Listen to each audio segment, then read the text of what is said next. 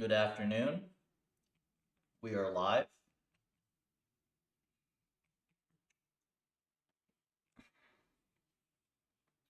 Stuff has been busy, but I got a couple hours to get some things done on stream now. So I'm back for a little bit. Let's see. Is anything blowing up in Puffer?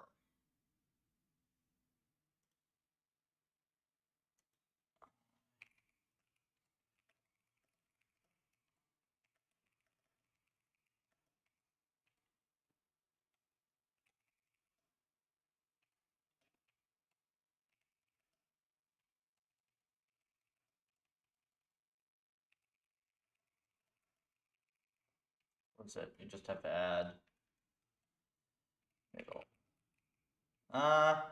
Actually, no. The way I have it, it's pretty tricky.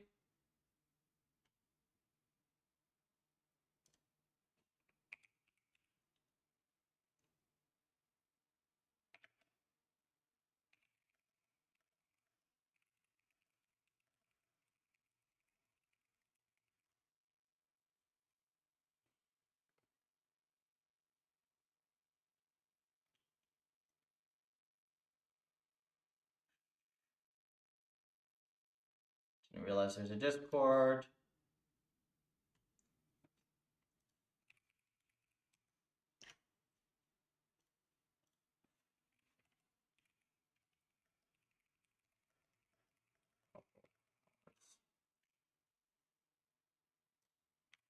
All right. So we have the stuff I want to do. Hey, Cap. Welcome. Got tied up with meetings today. Meetings and trying to finish assembling my power rack. It's not fully done yet. It's usable, but we have a mess to deal with on that tomorrow. Anyways, I want to look at some of our experiments right now so we can figure out what's going to happen next with the new algorithm, with sweeps, with everything. I'm going to do a little analysis, probably implement a few small things, and then we will see from here.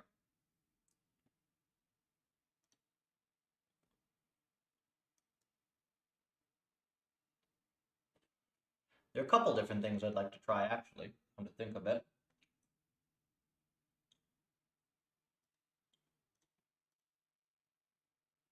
Tag. Okay. Guys, you gotta center this, like, this has to be left aligned. I don't know what they're doing here.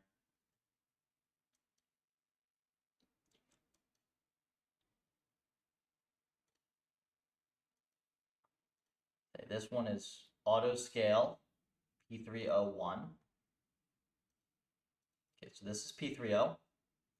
And then I think this is break out fast. Okay. Let's see if this is what we expect.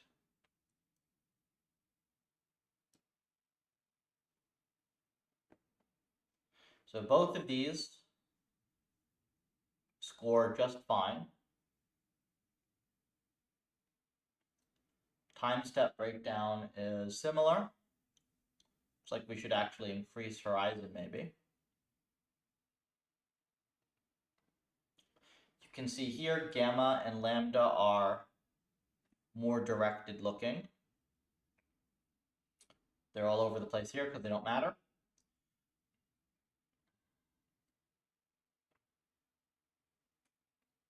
Learning rate is way more controlled here as well, which is interesting.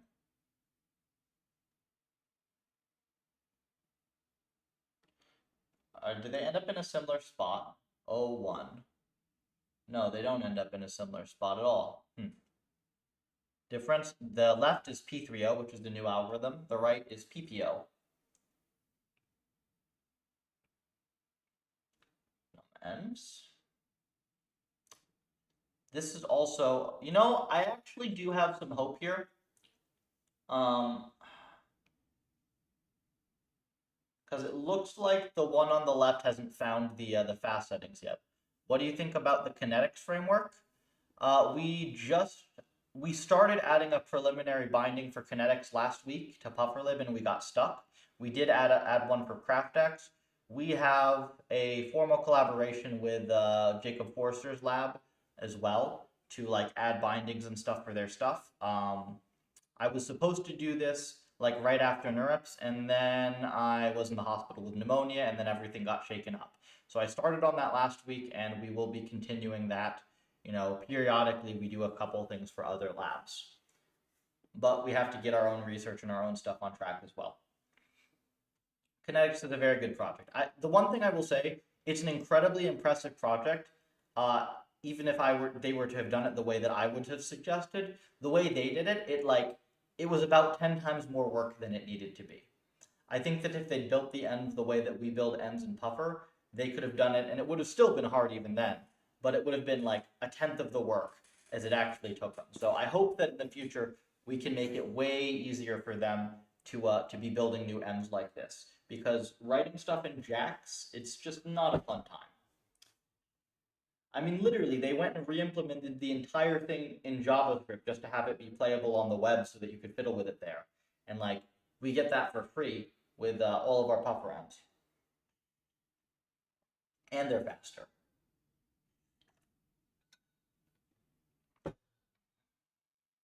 Okay, so we can see that this is about twice as expensive in terms of wall clock time as this. Now, if I were to do, what if I were to do total time steps instead?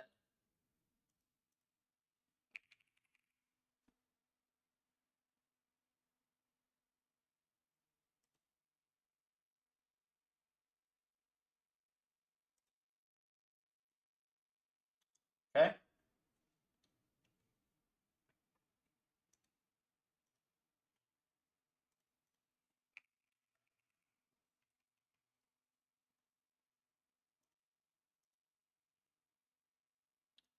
Okay, so you get out to about 75 million here.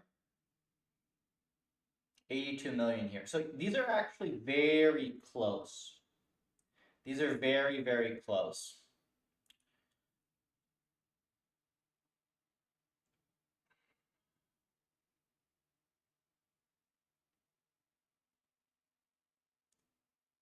I think if we can just fiddle with nice cup. Bro, that's crazy, yeah. If we can just get this thing to be a little faster in wall clock time, which we have optimizations for that. And then if we can get this to discover these hyperparameters, I think we can get this to work. I think we should be able to get this to work.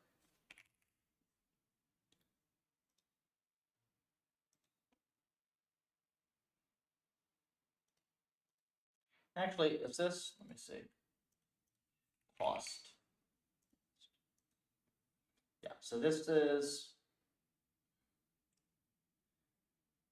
it's actually a little faster now. It's like a little under 100 seconds.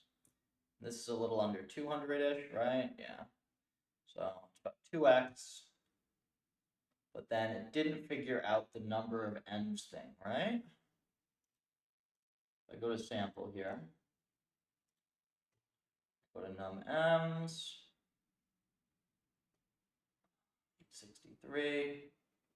Oh no, it figured out 500.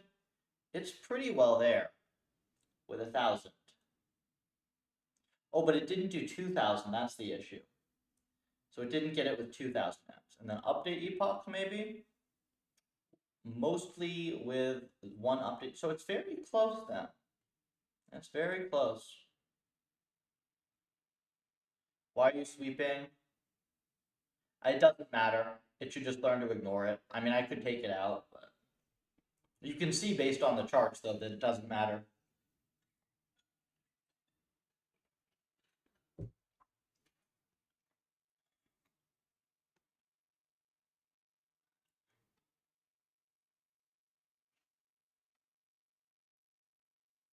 Okay, so I mean, the only thing that this one didn't find And to be fair, this one is probably, these are probably some of the best runs right here.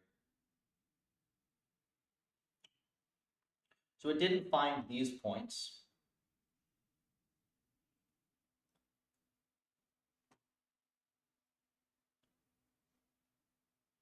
And then mini batch size.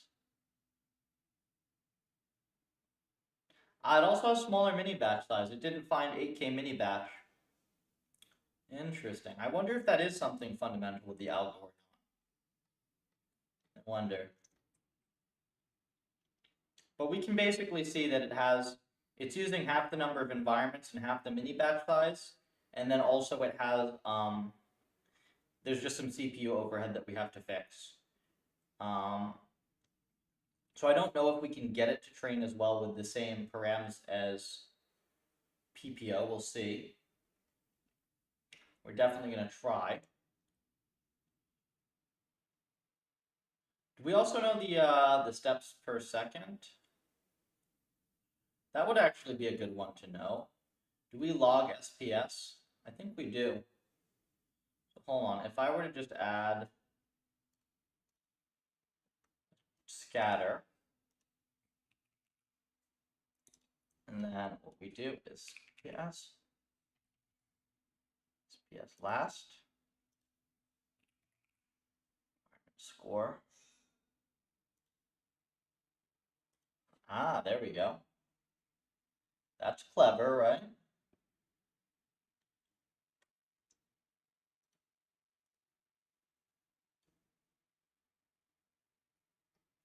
If I refresh this, there we go. So you can see the speed difference, right?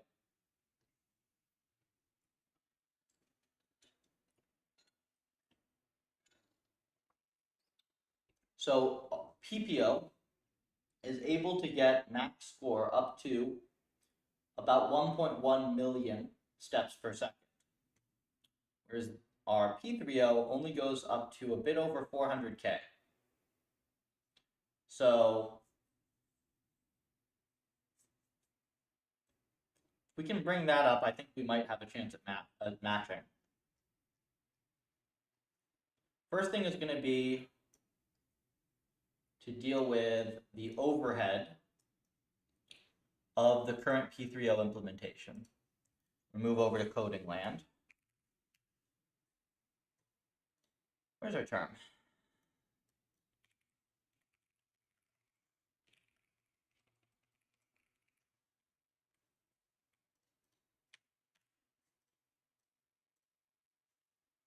Move this in.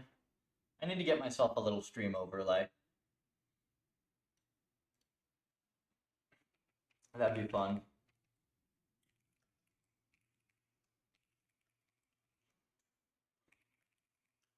Okay, dev.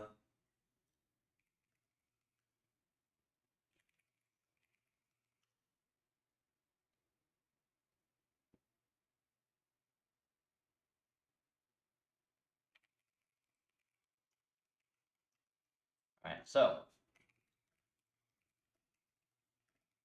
breakout mode. When we run this thing normally, 1.2 million steps per second. Train MISC percentage is about 8% here.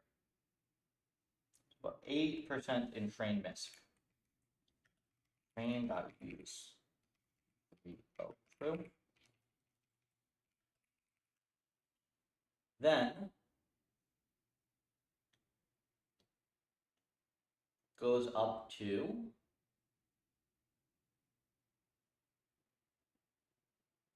about 30%. 30%. So we have 22% right here that we are leaking. Now this does not account for the perf gap on its own. Does not account for the perf gap on its own, but this is a good first step. And I think that we can maybe even correct some stuff in the process. Break breakout.c. Let me see. Okay, nothing important here changed that we need to recompile. So the major issue at the moment is in these functions. I see. So the issue here, right, is that advantage is NP here. This is all in Cython, whereas for P30, only a part of it is in Cython. So if we were to port this to Cython, I think we would be good. So let me see what variables this needs. This already has duns. This already has rewards. I think we need values, mean, and log standard deviation, don't we? Reward block, mask block. Also, do we need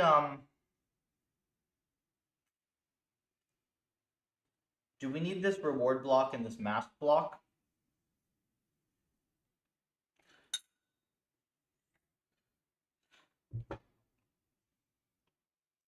Let me see.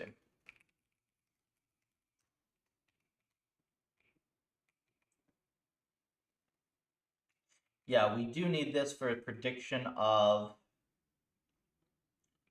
the value function, right?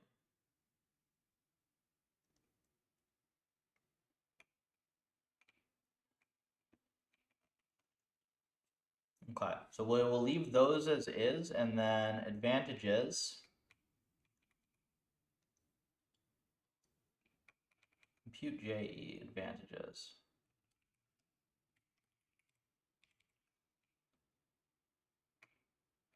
Ah, I see the zeros here will be like this.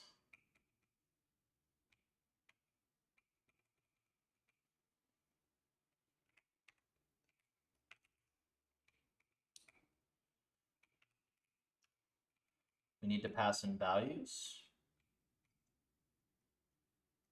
Yeah, duns, values. Okay, cool. Advantages, reward block. Where's it? Duns, rewards on P. Value. Where's it? Mean.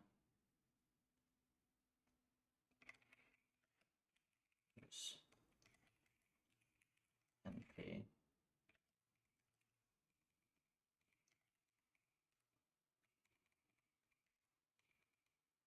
Okay.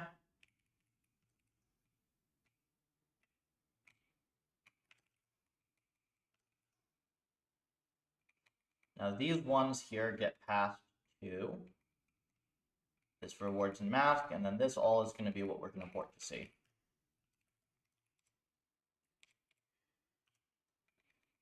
All right, so we're going to put this here as a reference.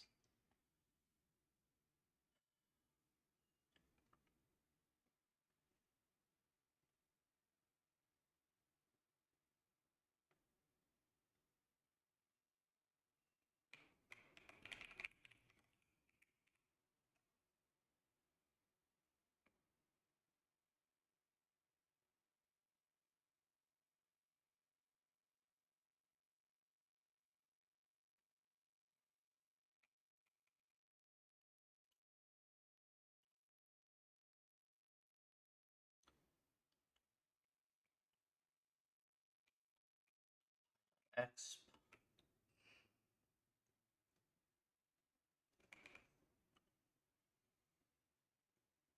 Let me just see how this works. We need to pre-compute a couple things.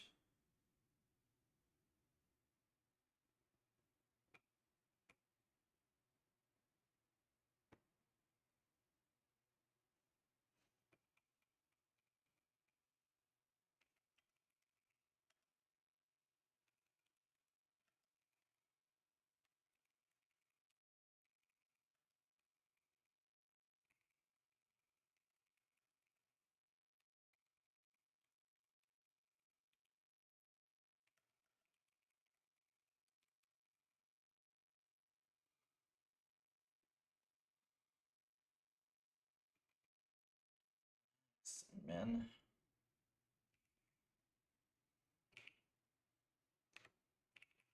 Oh, and actually we can use this as an opportunity to compute the mask term as well, can't we? But I have to figure that out.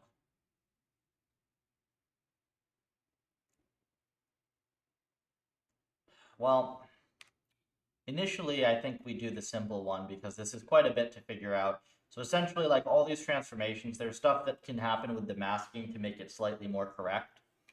And we have to make sure that we're doing all of that.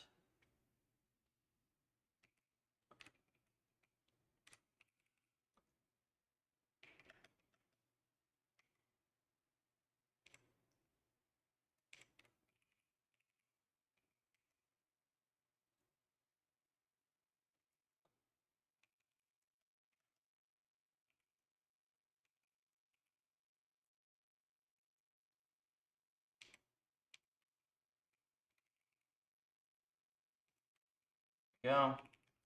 Now we have M min and M max.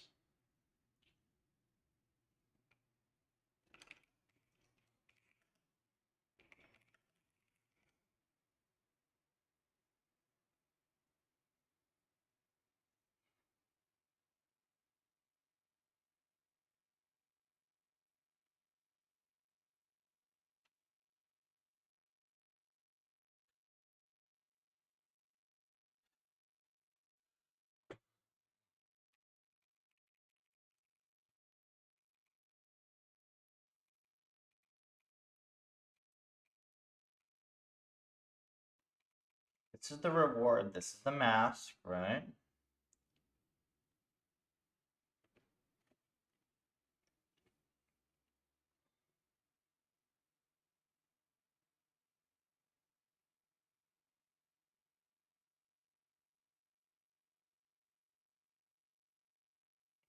Minus dot sum values equal 1. Okay, so advantages of I, which is I,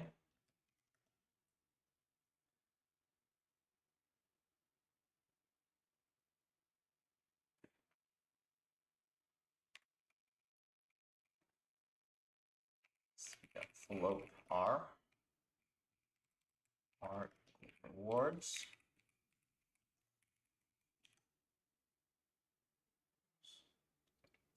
R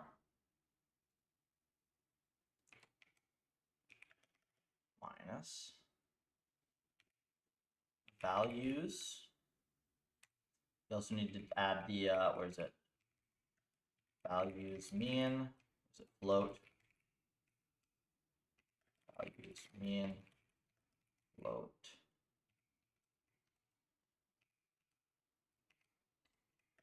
Values, std.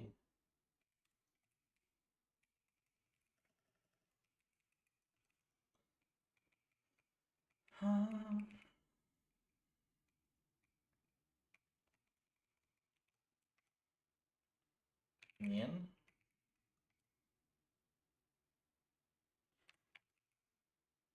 Okay.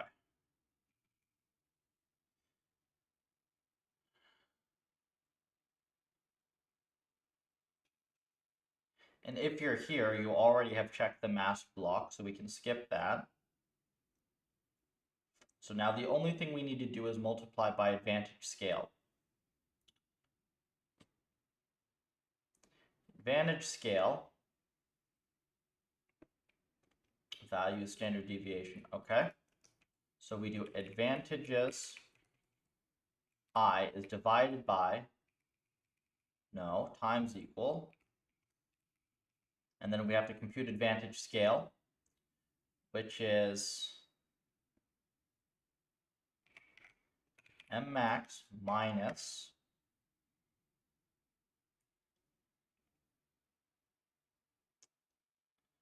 value standard deviation over, and we're going to just call this delta. See that float delta equals, okay. So now we take advantages, going to be equal to this difference divided by delta.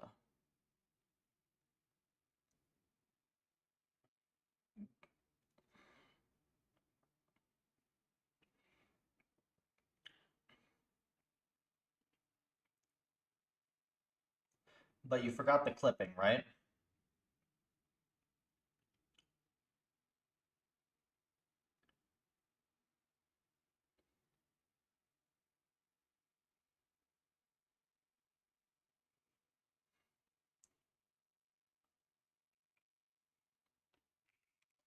So we can do, at the end, we can do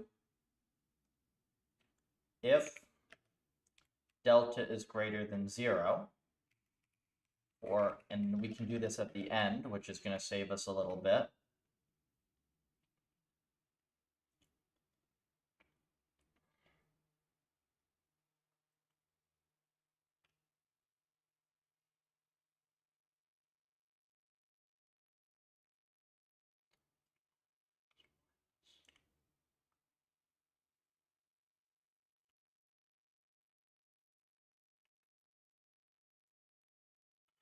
It's a little different, actually, because you still need to scale it.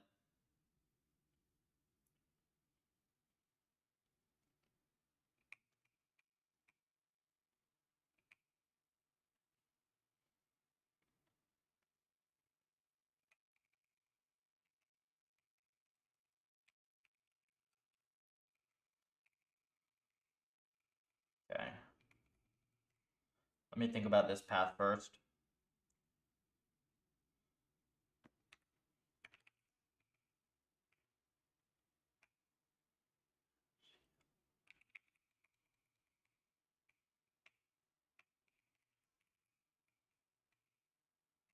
Divide by delta.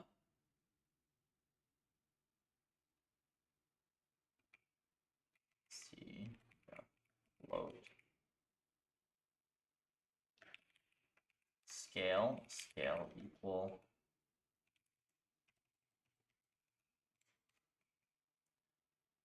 Now we need to clip it.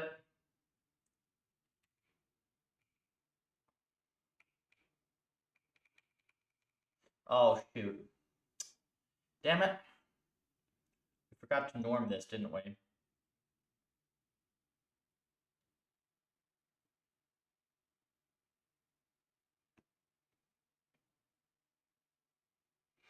Hang on, maybe there's a way around this.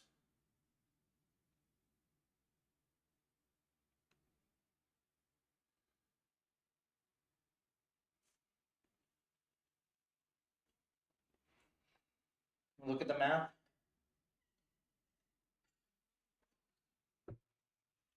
Advantage scale times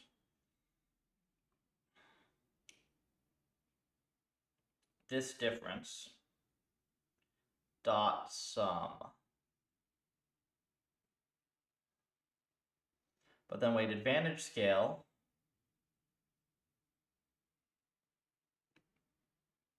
x minus.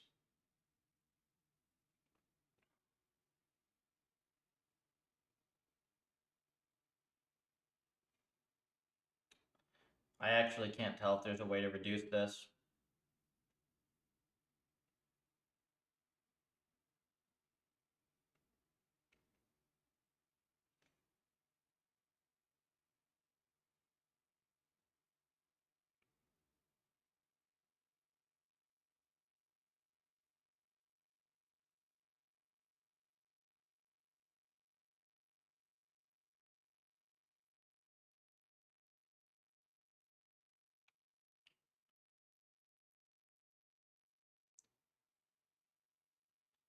Axis equals -1.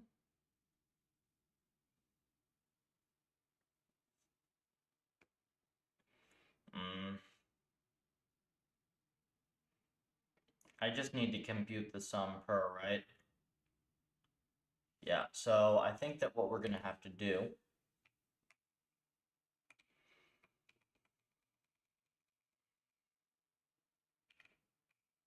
is tab this in, tab this out.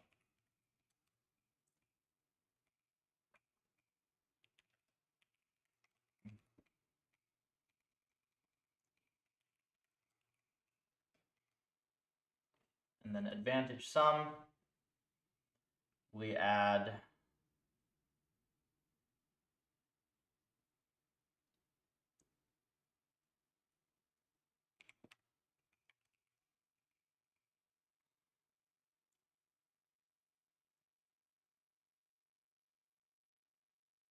hang on, I'm very confused here.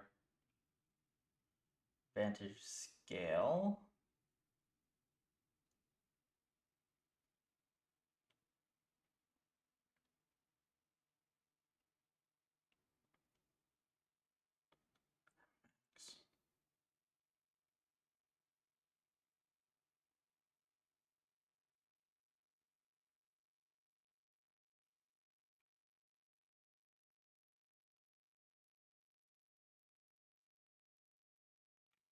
Man, this thing is fiddly to implement fast.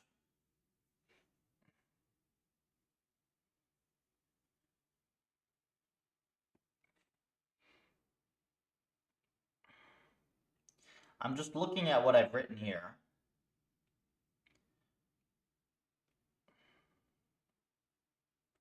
Because you have advantage scale,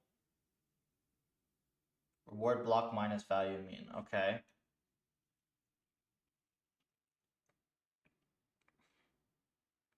The scale is the max minus the standard deviation, divide by delta, clipped, and then normalized. Ugh.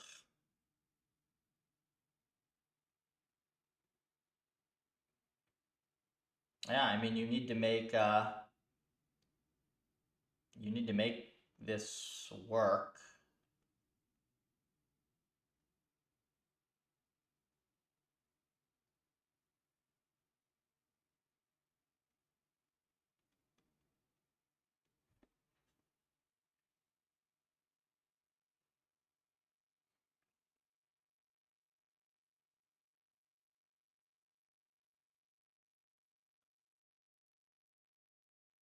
It's tricky because you don't want to have.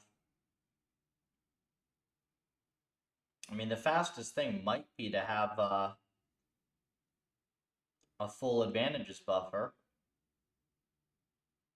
I'd really prefer to avoid that, but I don't see any way around it.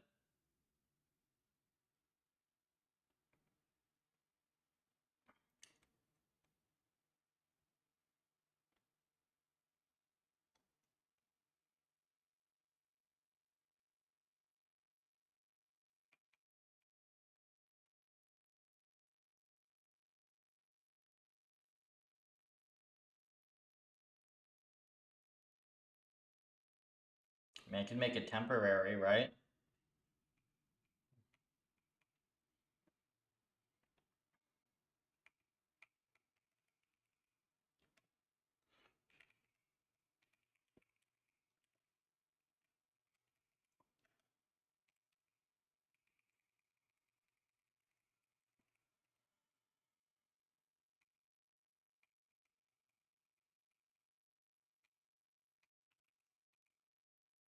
Do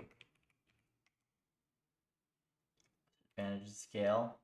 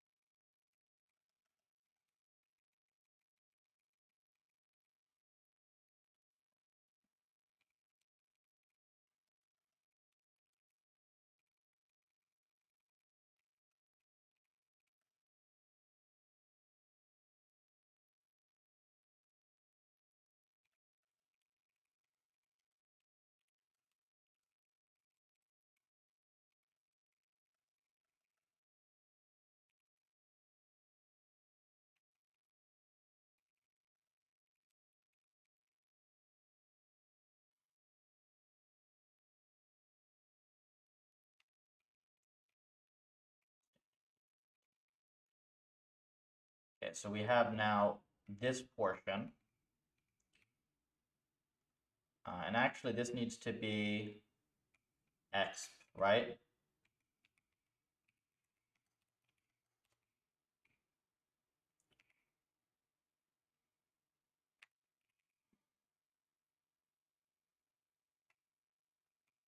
Oh, and then this is totally different because this is standard deviation, right?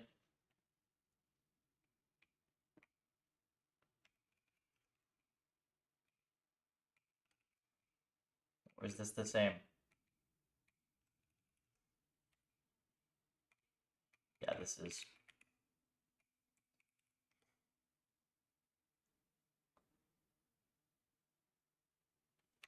Wait, values?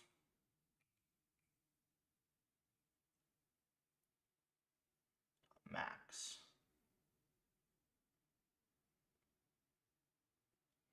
And that is really obnoxious, isn't it? It's really obnoxious.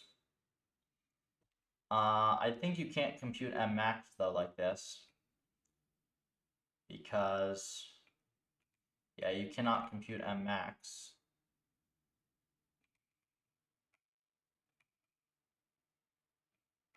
Because the thing is that this is actually 2D.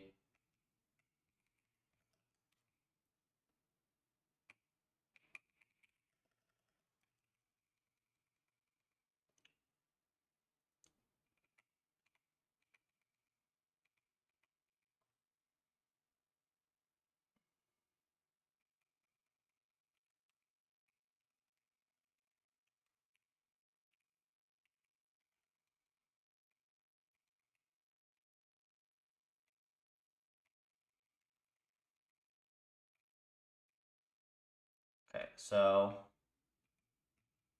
advantage scale.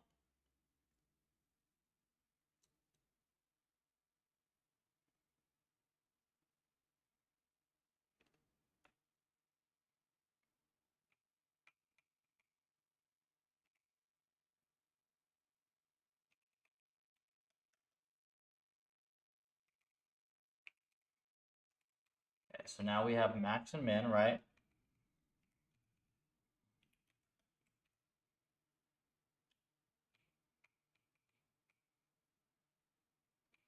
Value standard deviation numpy.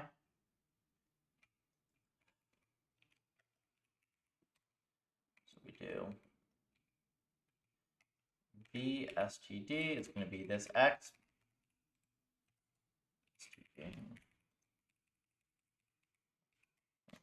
VSTD.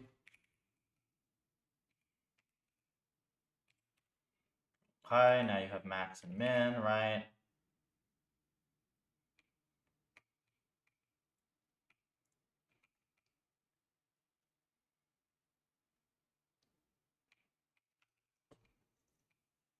Hold on, did you just normalize this by the entire?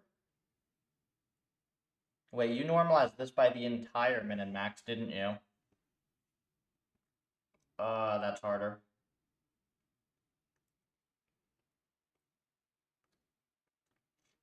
That is harder. Right? Because then...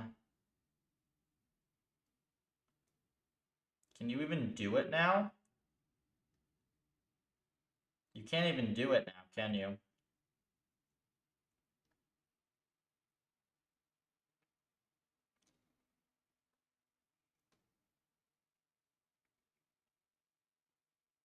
You need a second loop over this whole thing.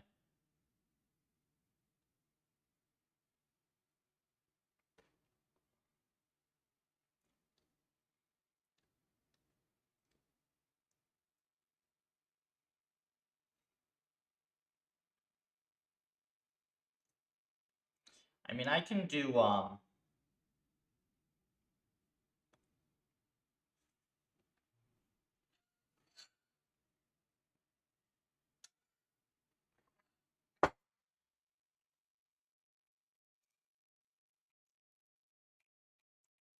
bounds of steps, right?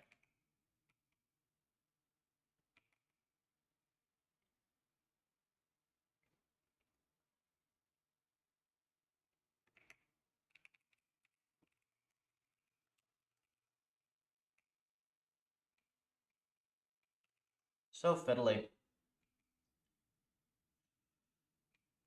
Okay, so let me try it this way.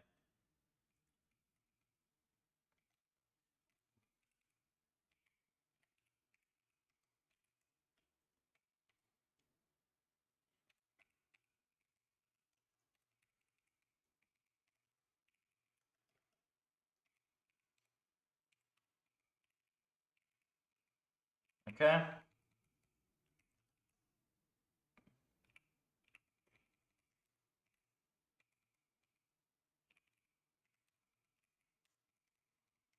We do this. Now we have the max, we got the min, we got IJK,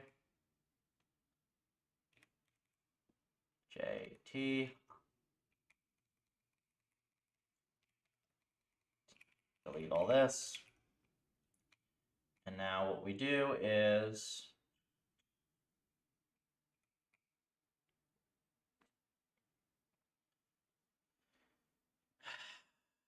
this is going to drive me nuts. You still can't even do it because you still need an intermediate buffer.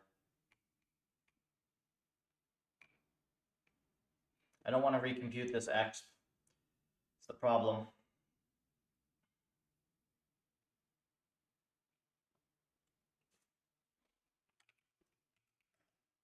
I'm going to just chuck this into Grok real quick just to see, not to write the code, but I just want to see if there's a simplification.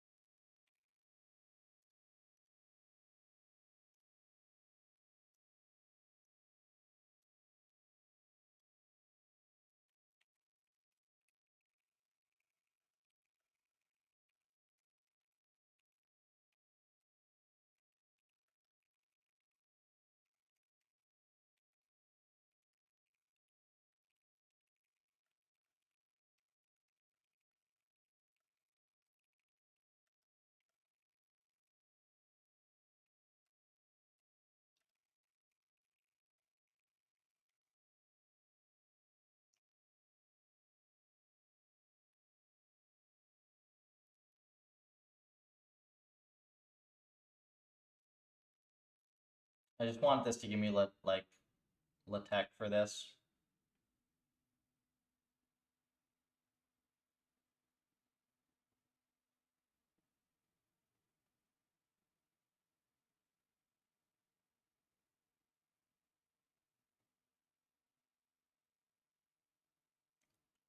Okay, so mask block times advantage scale times word block. Okay.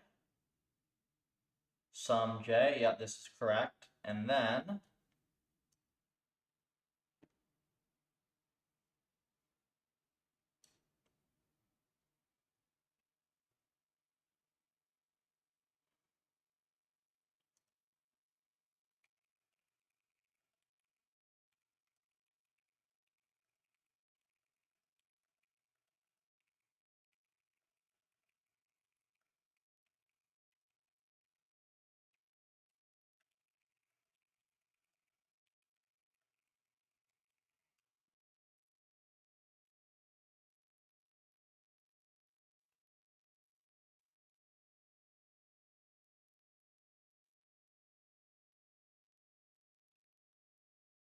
oh, it's stupid.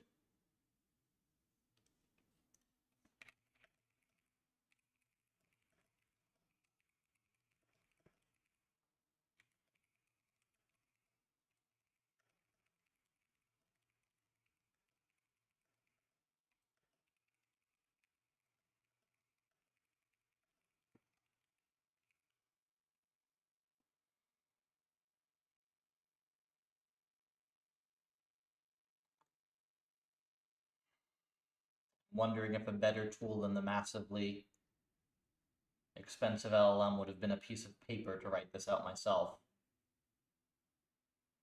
Oh, it's not capable of doing it. It's just that stupid. Okay. We're closing this because this is dog shit. Good job, Grok. I don't know why I even bother with LLMs. It's like, hey, they're smart now. They're really smart. No, they're not. They suck. Waste my time almost every single time. It's like just like lazy. Like, oh yeah, maybe it'll just do it for me. No, it never does. Just waste the time. Stupid.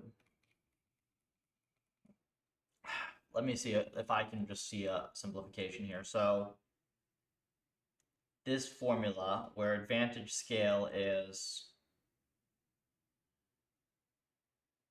it's essentially norm of max minus value standard deviation.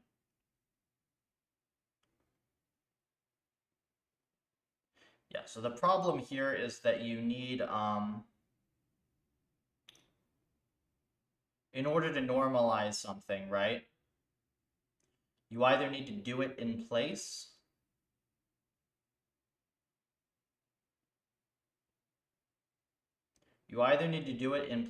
or you need to,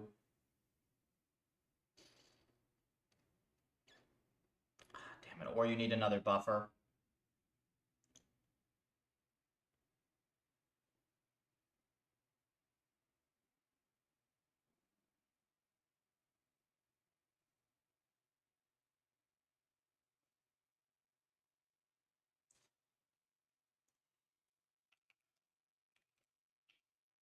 Let's see where I do this. Batch, yeah, it's obnoxious, isn't it?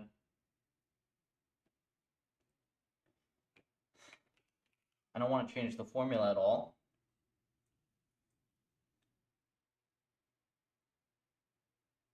I guess we'll do temporary buffer for now, so we can finish the experiments, and then we'll figure out after that.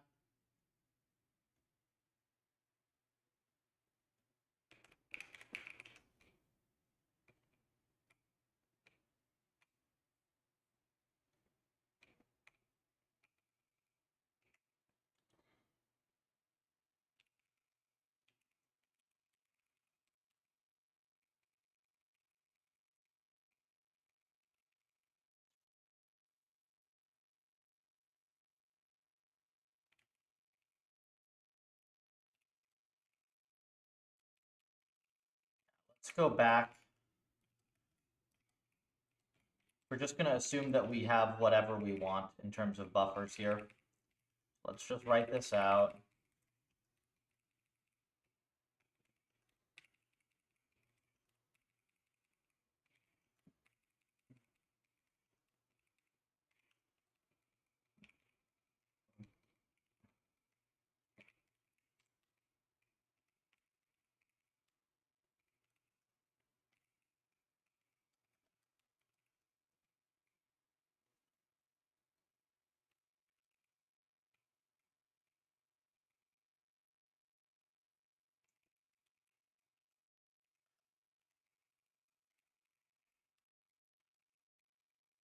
Do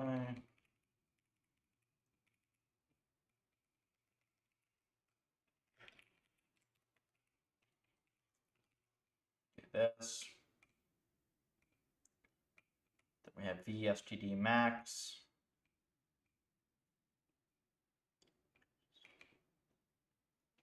Just fine.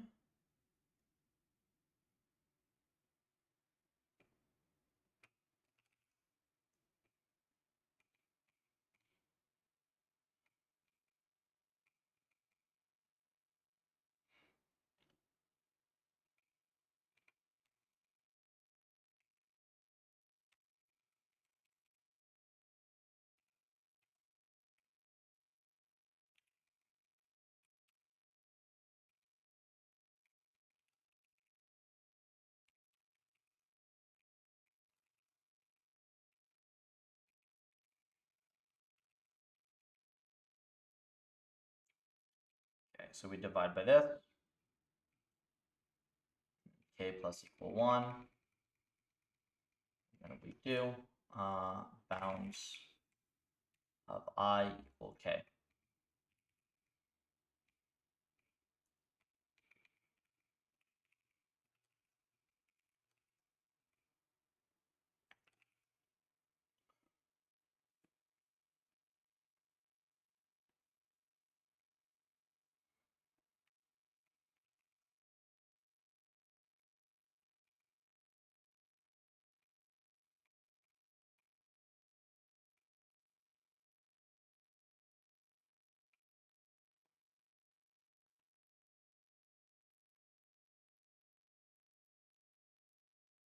Scale.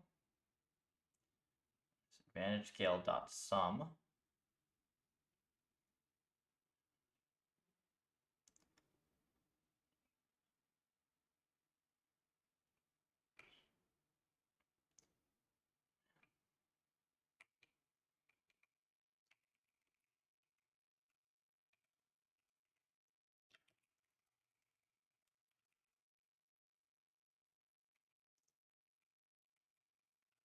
I'm just gonna do it as stupid as I can and like get it to work, and then I'm gonna optimize some stuff, I guess. It's tricky. Turns out not having array operations and having to not think about redundant copies and buffers and stuff is hard. No big deal.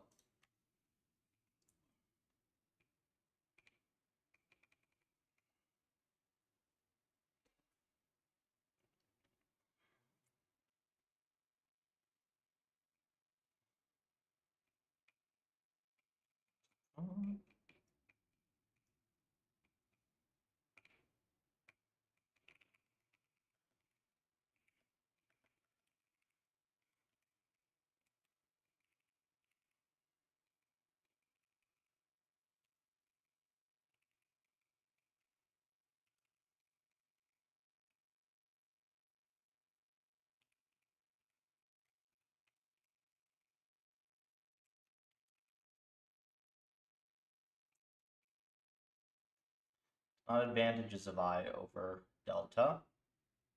It is max minus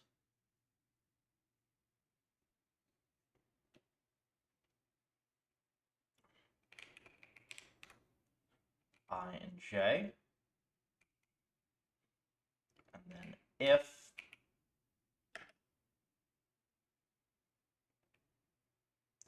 delta greater than 0,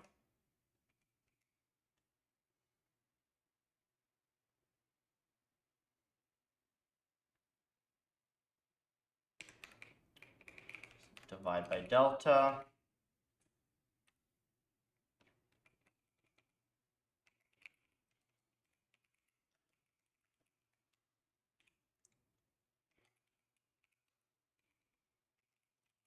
scale,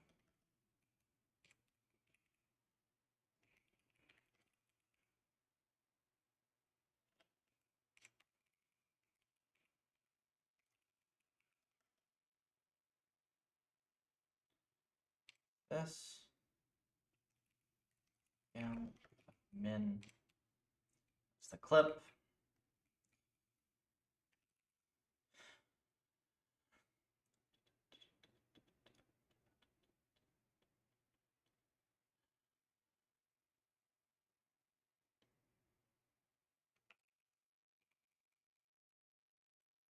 Add scale equals.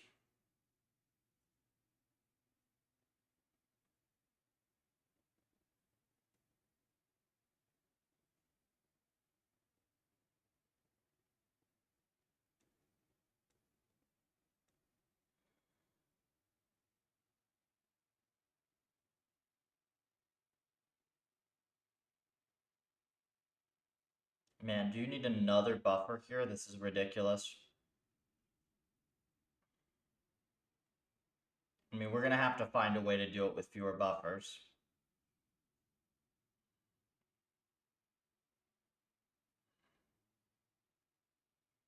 Yeah, because you need the sum, don't you?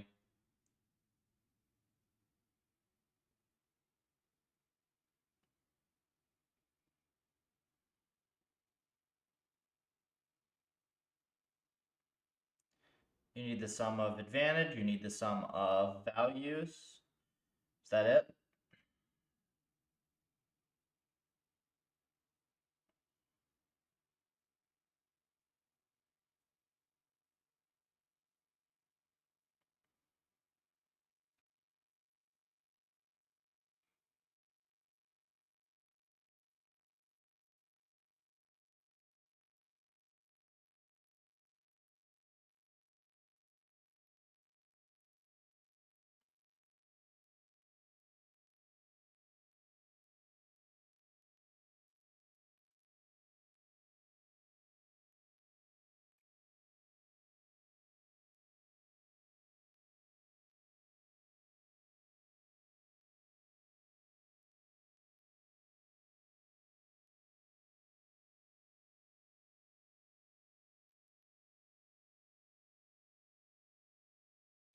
I think if I could do it with just a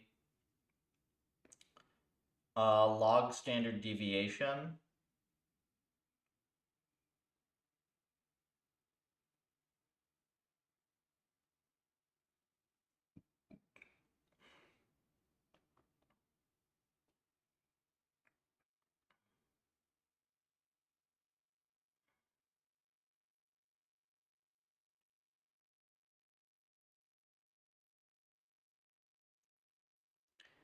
yeah, I think if I could do this with just a values standard deviation buffer, it would be good, right? So we'll just do buff.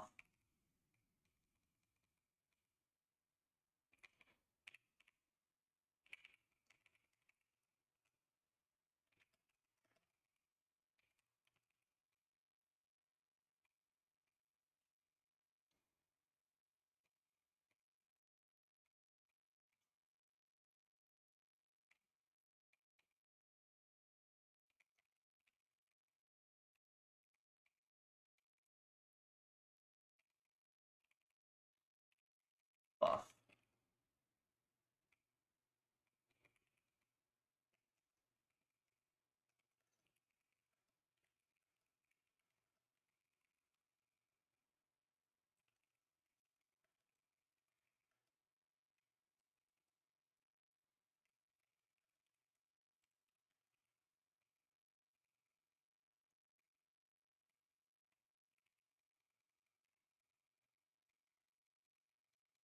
Fine. I think we're getting somewhere. So now I have this buffer. And I can loop over this multiple times, potentially. The first thing I need to do with this buffer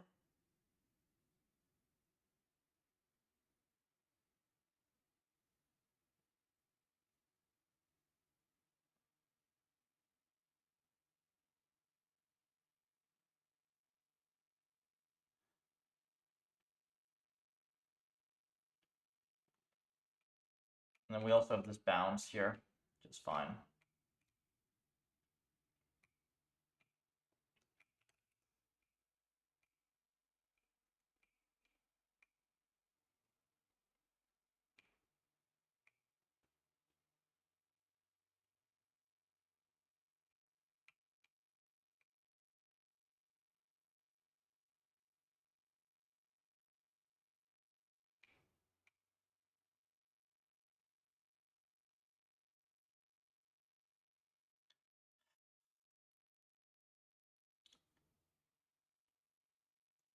And it is crazy what a pain this just max operation and min operation causes. I can see why it's slow now, because this is making a million copies of a big array in NumPy. So I'm not just wasting time optimizing Python overhead. This is actually fundamentally too many data copies. So at least we're doing that right.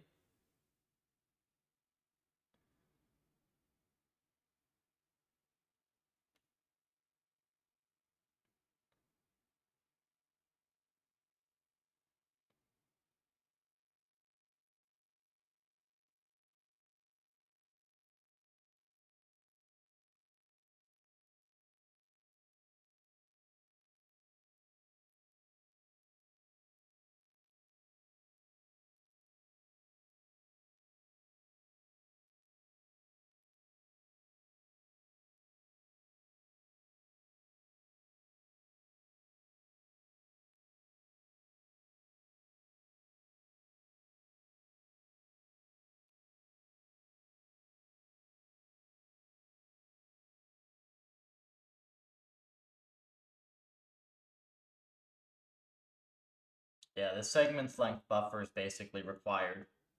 But I think that we're probably going to end up providing this in the future anyways. So we'll keep bounds. Okay, let's say that we have bounds still.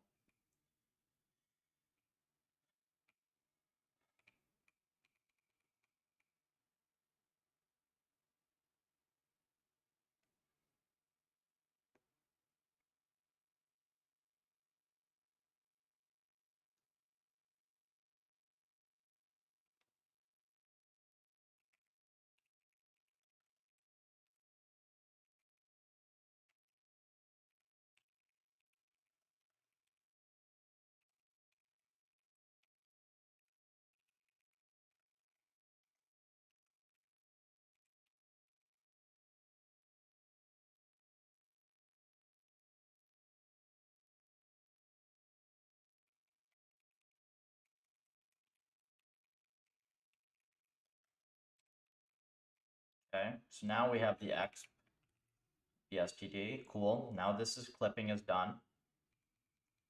And now we have the min and max as well.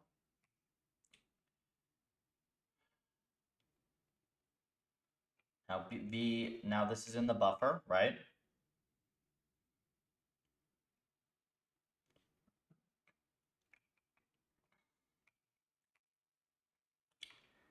It's minus VSTD, okay, and then if delta's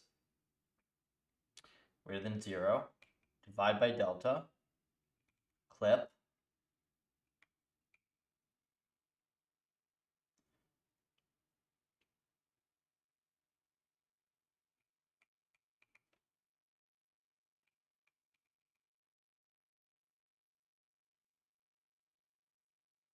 and then we have to divide by the advantage scale, right? Advantage scale dot sum.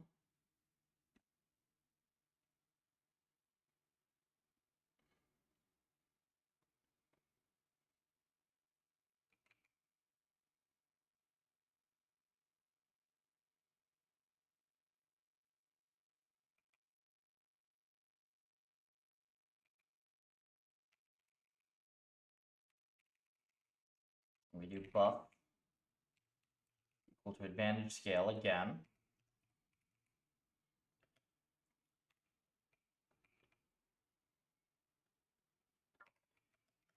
Bounds. Chain range. Okay. Okay. Okay. What are we gonna do?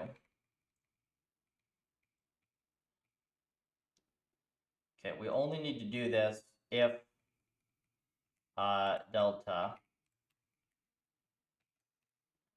is greater than 0. So this is the last step. And then we do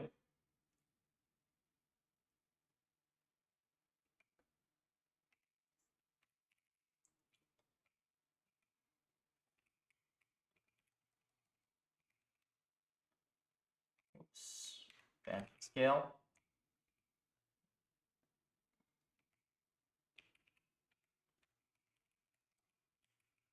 Zero.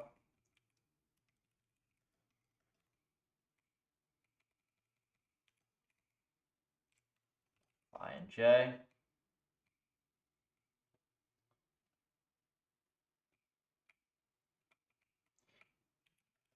Sum.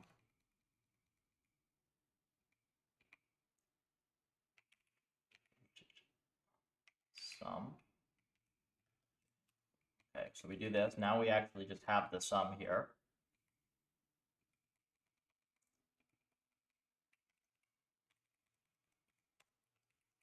Plus equal advantage scale.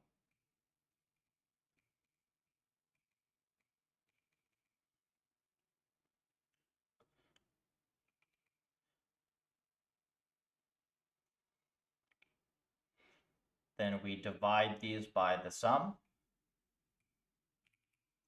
Buff. Okay.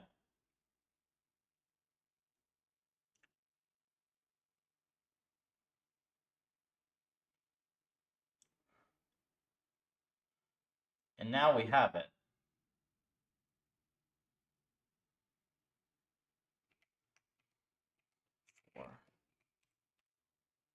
Okay. And potentially we can compress those loops, but now I think we actually have it fully.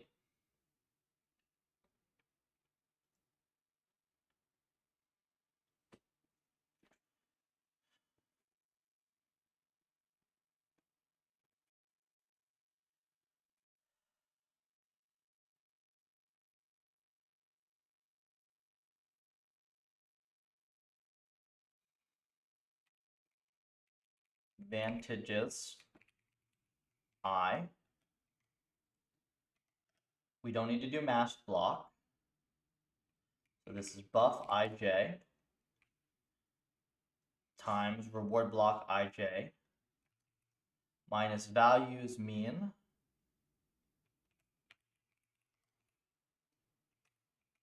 p. This is ij. Beautiful. I'm going to go use the restroom, and then we are going to check this. Be right back.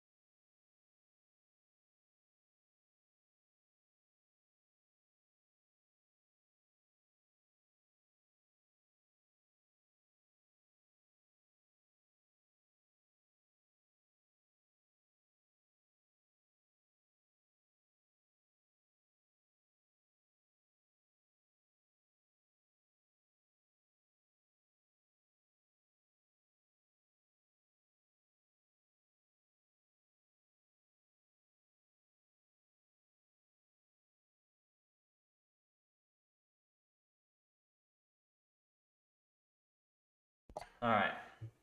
So I actually think this is going to be better than the original because this one actually correctly accounts for masking. If it's worse, then that'll be weird, but we'll see. Let me make sure that we get this correct fully, though. Actually, I'm going to pull up the... Yeah, so here's the original right here. So the first thing we do is we compute... Here's the original. Set this to 0. What did we end up needing as well? We ended up needing one buffer array. We ended up needing bounds. And then we ended up needing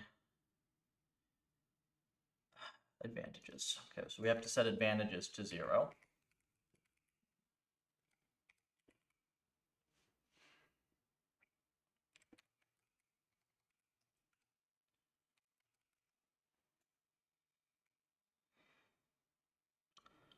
Okay, cool. Now, this one here has...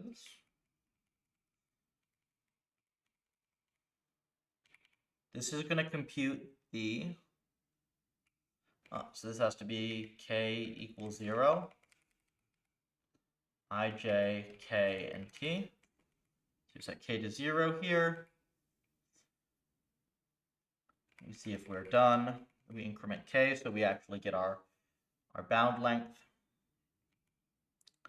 Reward is t plus 1. We set this to reward. We set the mask to 1. Yeah, because the rest of the mask is zeroed by default. Okay. Advantages, this is not used, right? R minus values mean? Yeah, this is not used.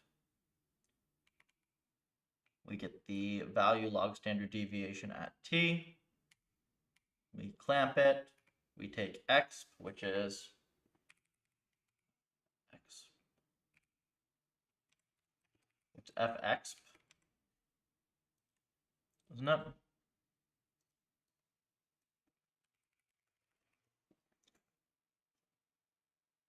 Oh, it's just exp. By exp of the standard deviation. Then we set. Okay, so now we have standard deviations computed, and then we do max, max, min, min. So this is online max and min. Cool. Delta is wrong way. Max minus min. We have advantage scale and advantage sum. Two floats. We're going to go up to the bounds. Advantage scale is max minus standard deviation. Delta is bigger than 0. Then we will divide by max minus min. And then we will clamp it from 0.5 to 1.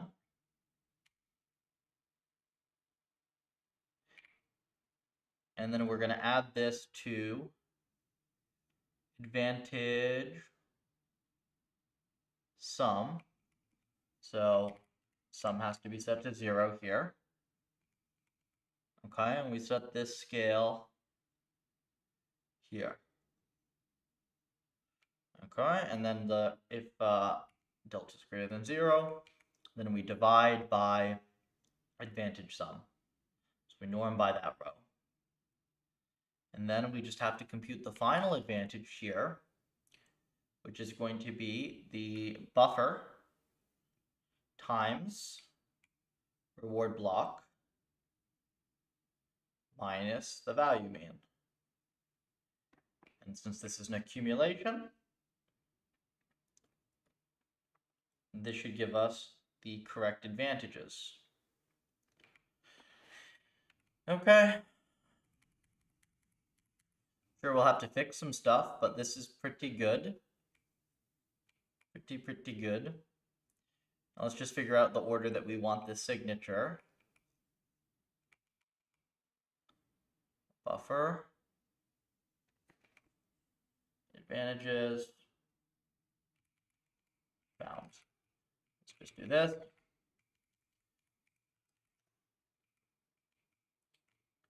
Now let's go see where we call this, so we know the order to call it in.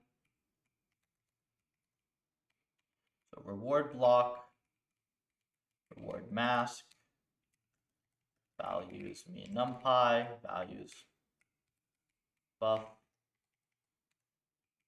and then it was experience.buff.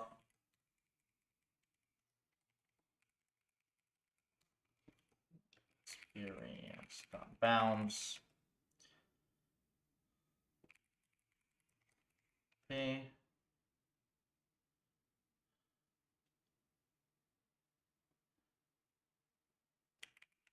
Is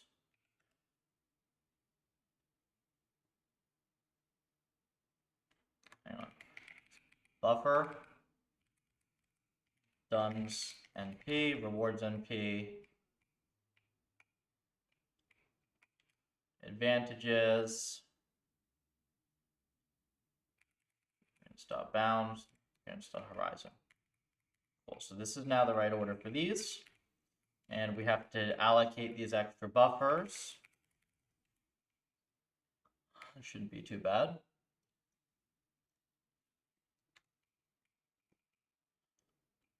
Use values norm. Hang on. Values norm. This is not used. All right, so advantages numpy.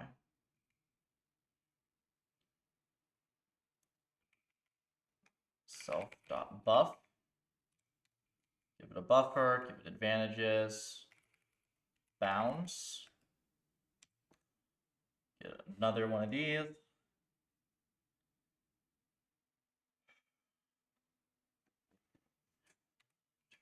So buff, advantages, and I think that's it.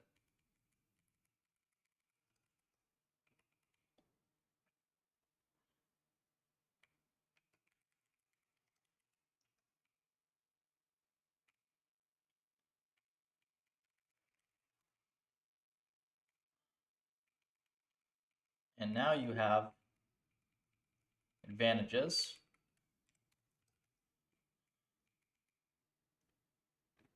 Fun batch disadvantages. And you don't actually want... No, this is fine. And you don't need this to be a by DXs either, because it's just a buffer. I'll do it like this.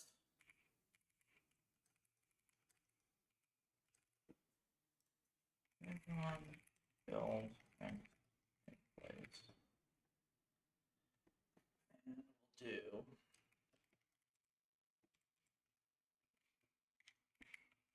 what I do here.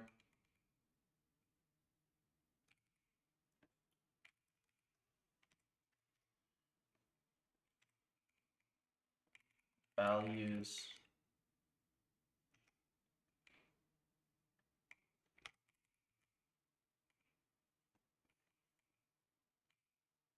This is buff.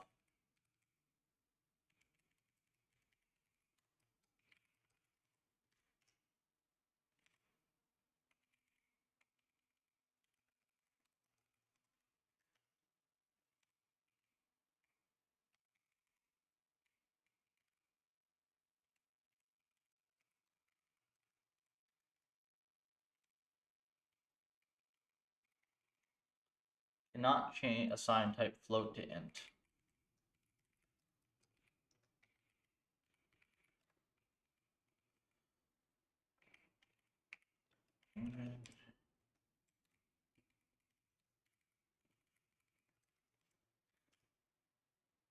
There we go.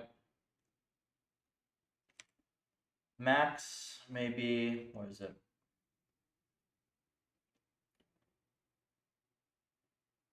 Min may be used uninitialized.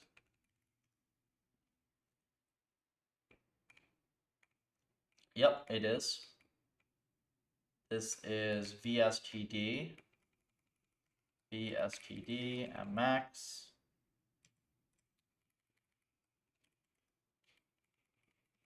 VSTD, and then this doesn't need to be mmax, it's max. Boop.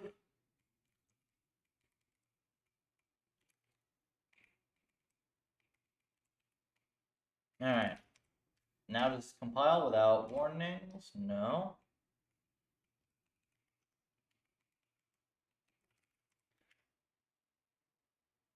Okay, now this works. Right? Yeah, this works.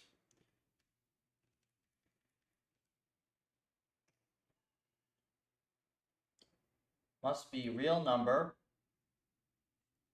not cAdvantage.memoryView slice. So, let me see. Log. This is not T, this is I and J. That's what this has to be.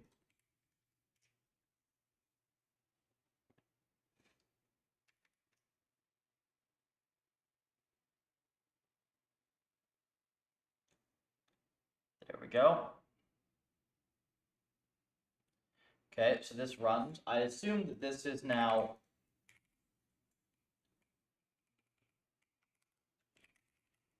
Python.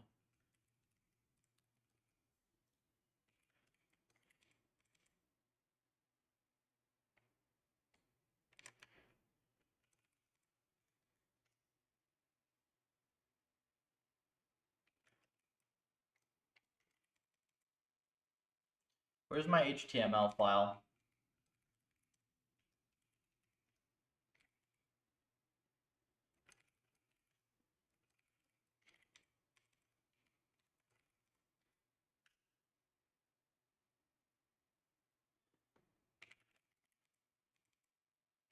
There we go.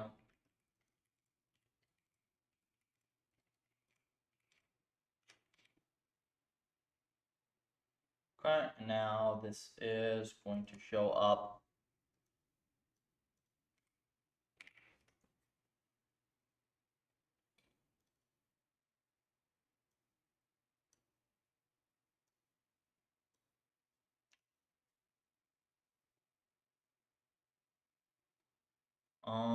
I actually do not see. Yeah, there's nothing wrong with this. So why is it so slow?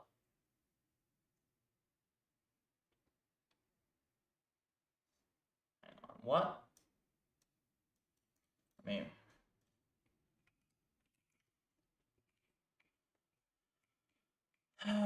with profile custom.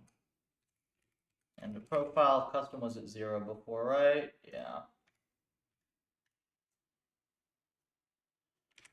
And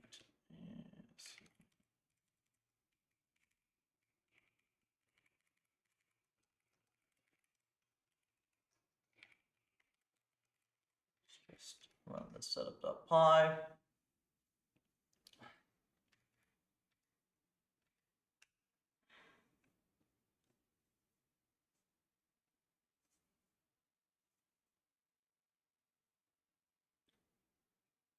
Okay, down to 14, was it 15%? But MISC is just as high,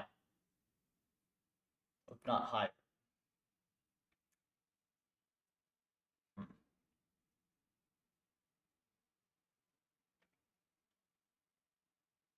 Evidently, we need this this function to be much faster. It's very weird, though. It's very weird.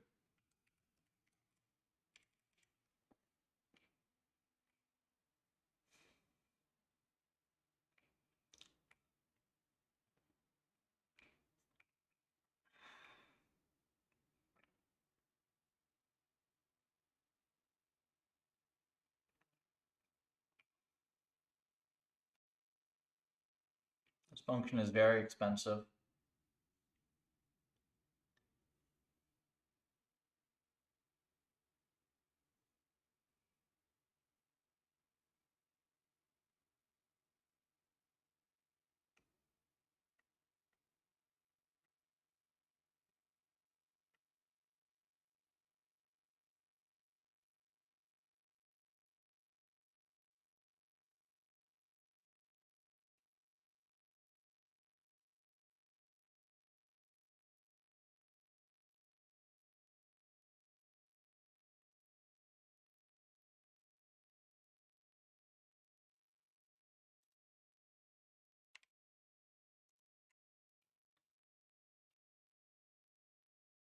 I mean, this is written correctly. Oh, wait, nope, I'm wrong.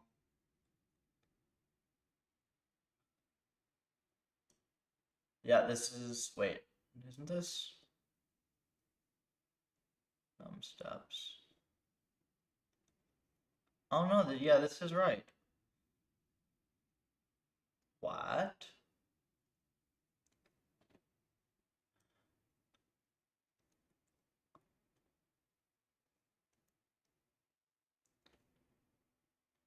I did not expect this to still be slow.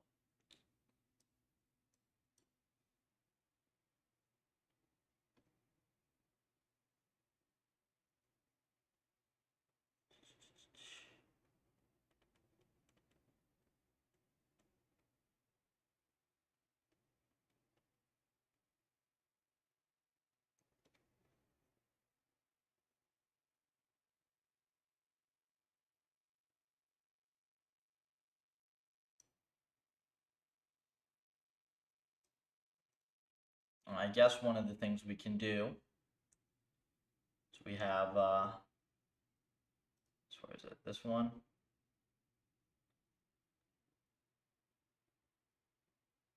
It's gotta be this one, right? Yeah, this one.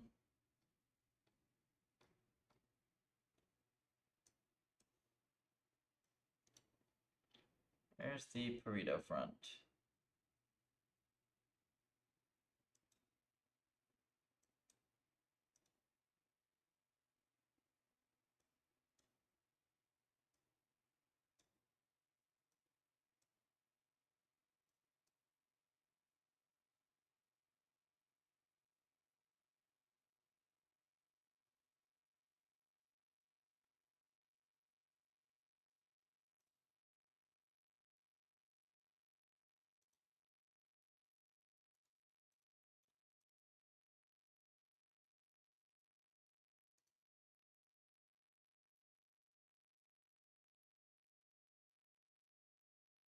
Okay, this looks pretty good, right?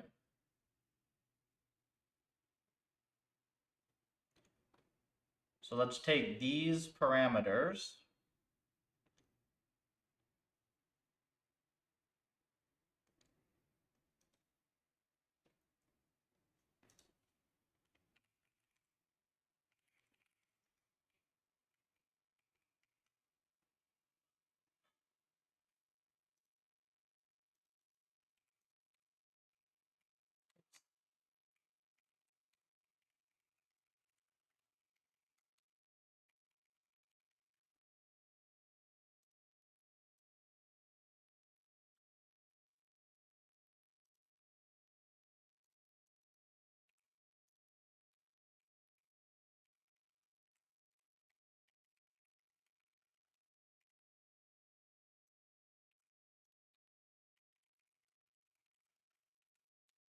Oh, we don't need lambda and gamma for this. Lovely.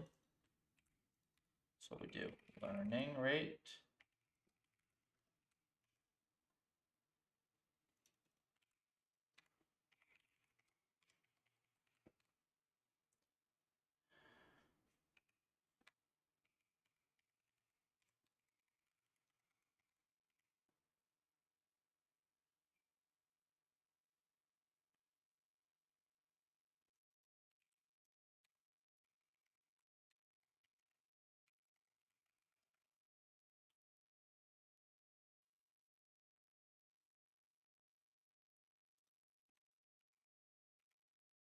There's update epochs.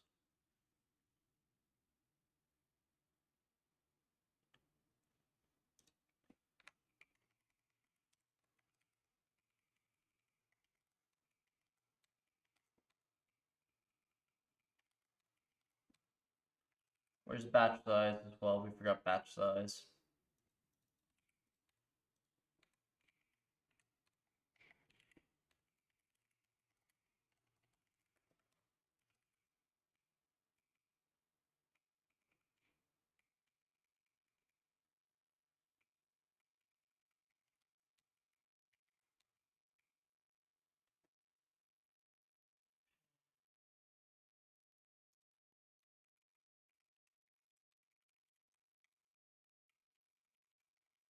Now this is exactly what we want.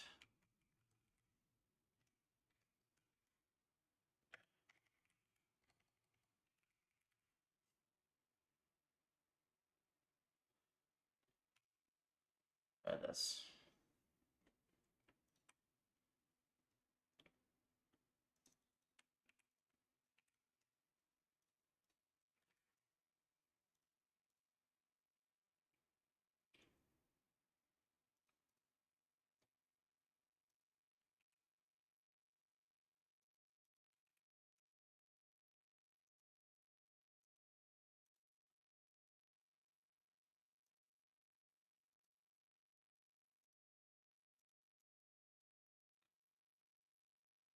This.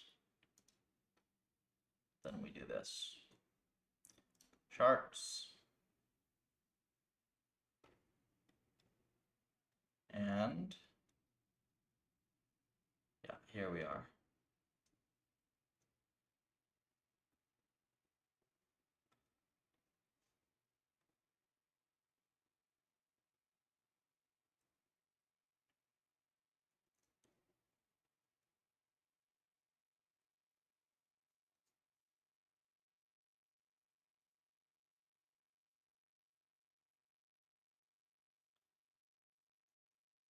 Essentially, we will see whether I totally messed up the function, the function is correct and just slow, or what's going on.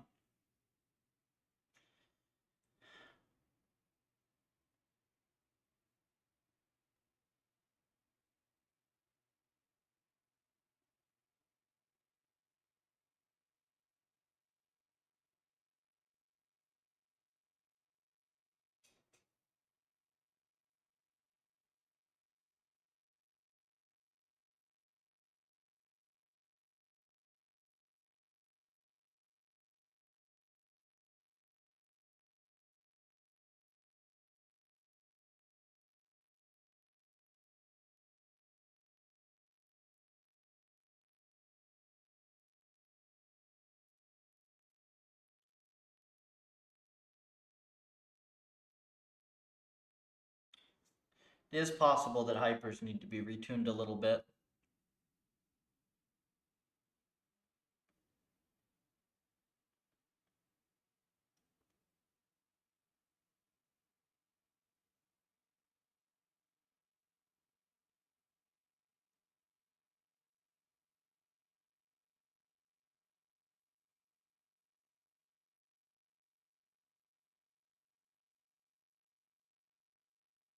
Hmm.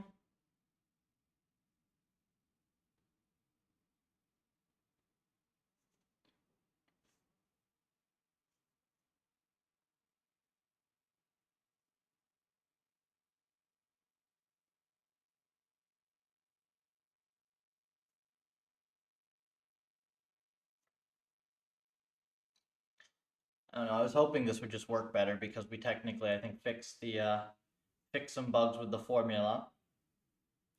It is possible though that our new implementation has errors in it.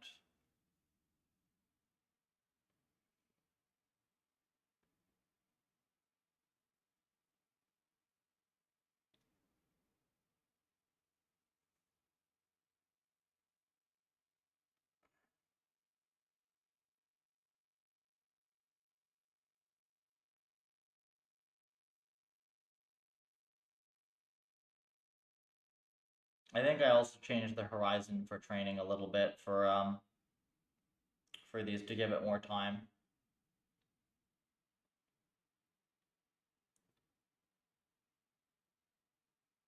No, no, that's what it is. Okay. This does not match. 775. Uh,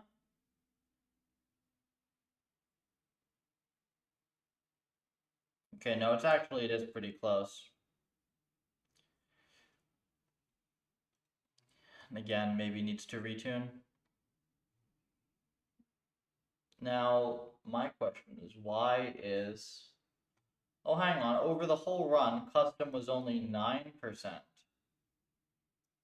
of the total. Custom's only 9%. So that is lower, right?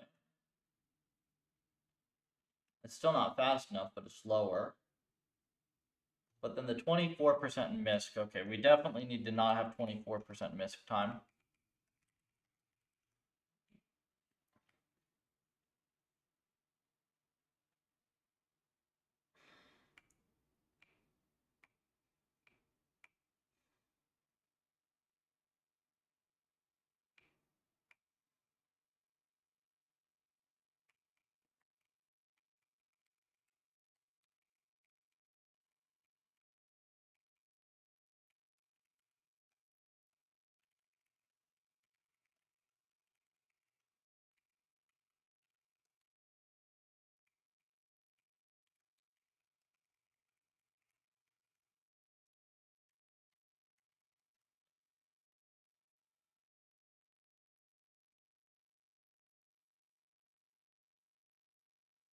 Okay, we have 6%, 7%. Yeah, we're leaking time all over the place.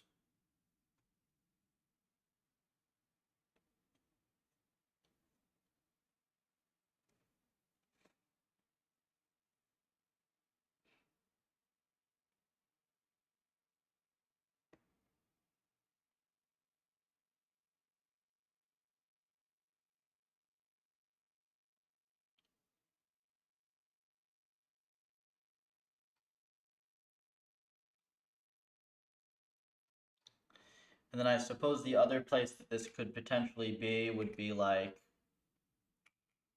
right here.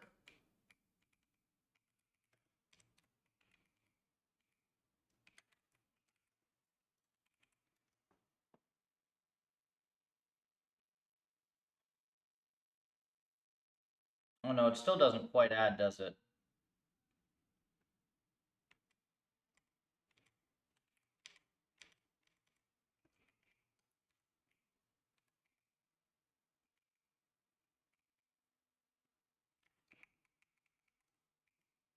Oh wait, hold on. With custom. There we go. Try this.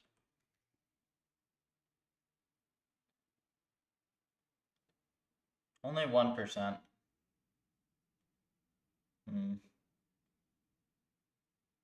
Only 1%. Interesting.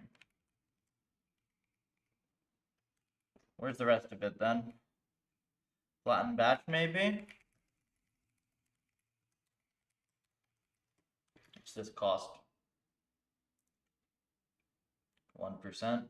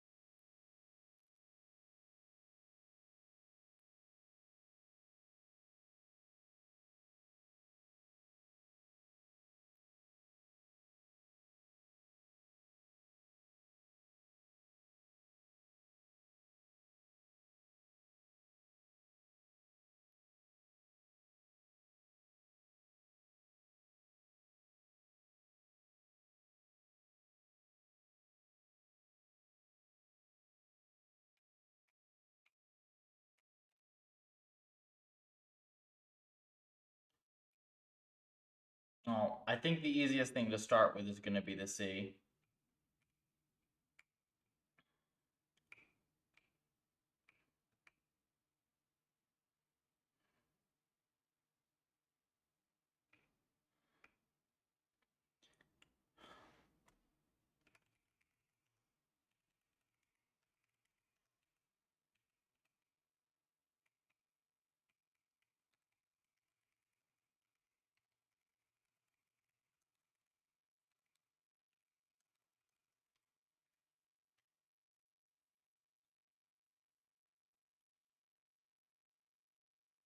Yeah, it's 9% or whatever.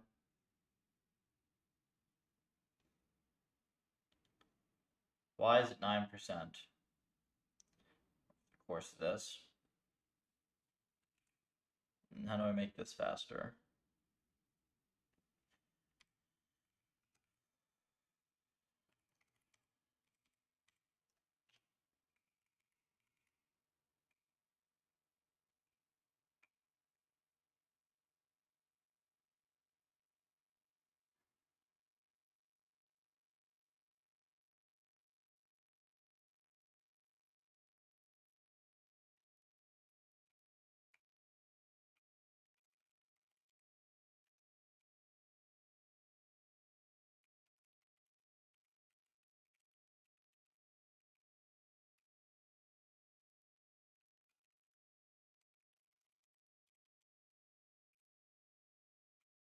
Two words and masks.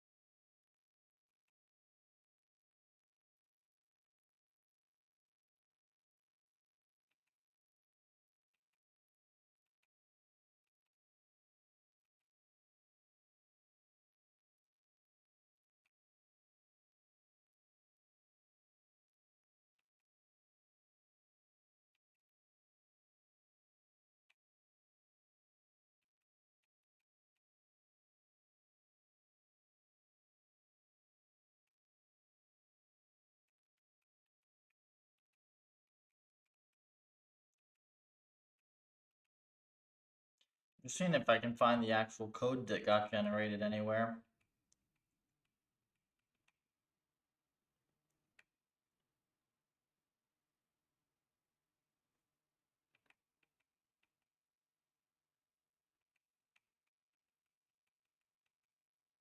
Nope, can't find it.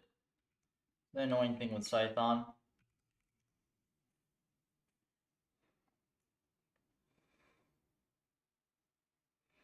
I could implement it in C, but I don't know if that's the solution.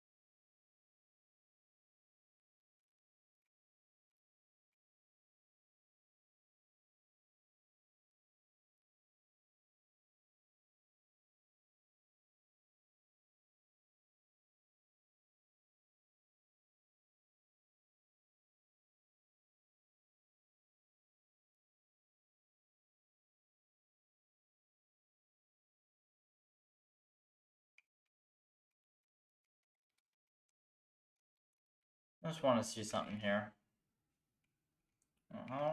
I don't even zero the. I don't need to zero the buffer, right? I don't need to zero the buffer.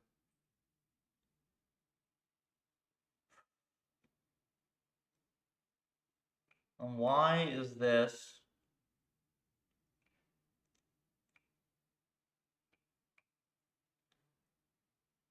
Is this just genuinely doing that much work?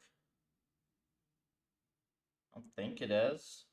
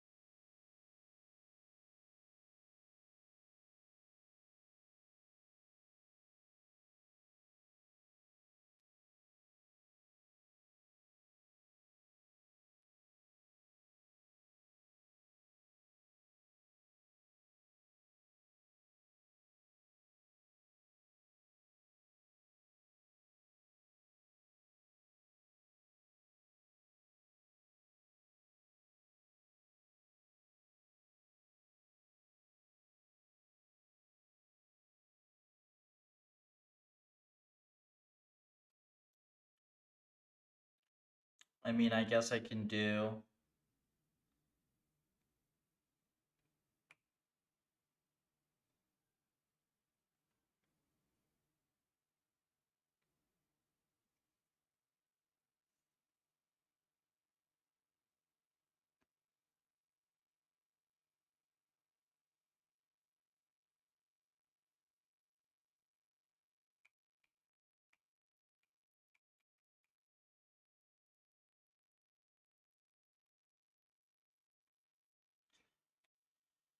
What was the original algorithm?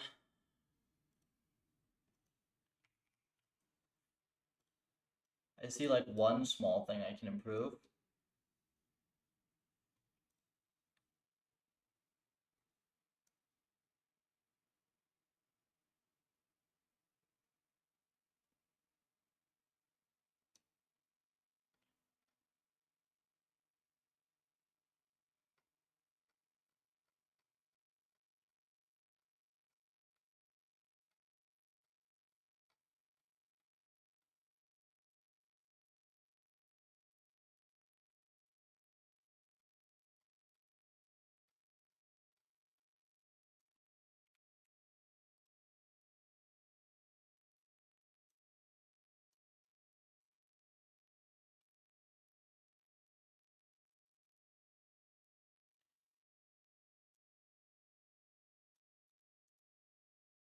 M max minus standard deviation, which is 0.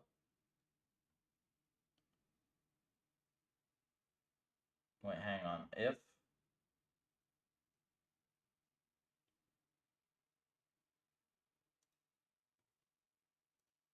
oh yes, yeah, so that's 0.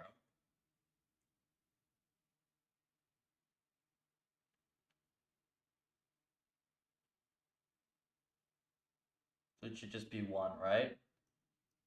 Let me do that.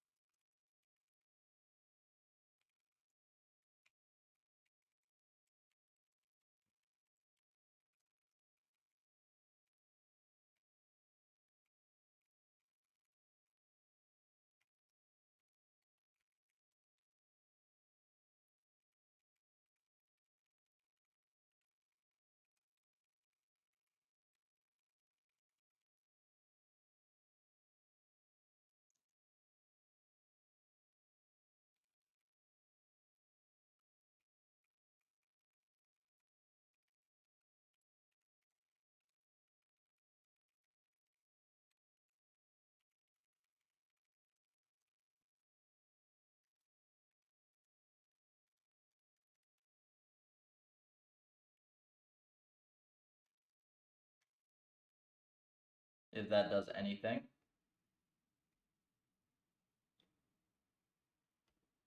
Nope. There's no way it's slower. Don't bullshit me.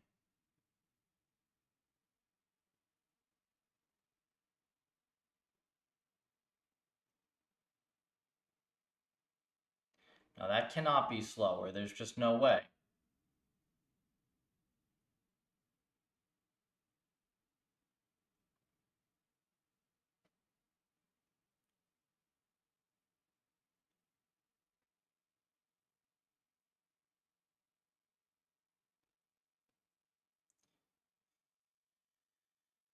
Was this 11% compute?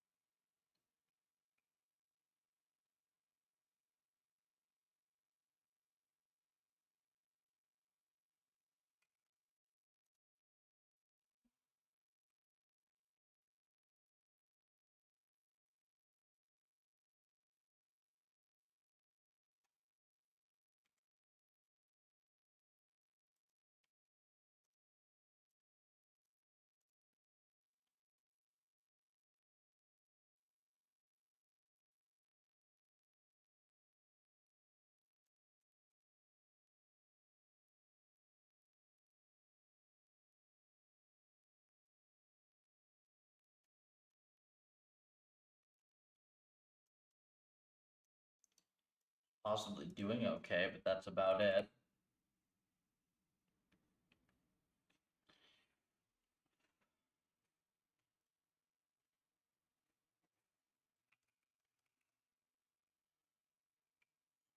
Okay.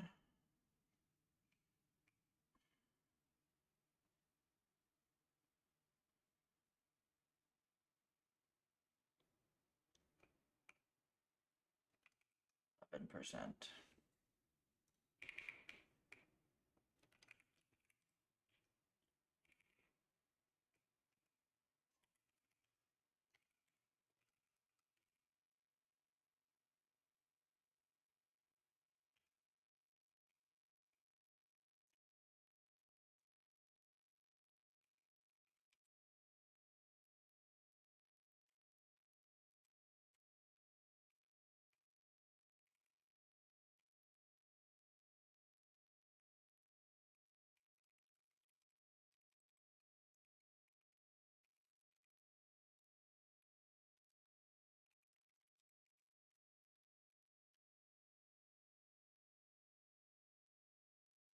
See the flags that it's compiled with?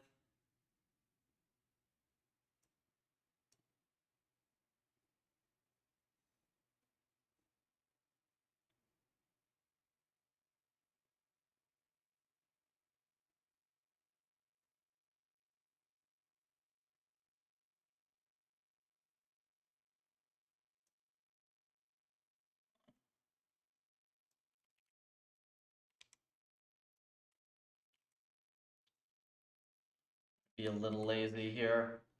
Every time I get lazy with this, it's like ends up a bad idea, but sometimes.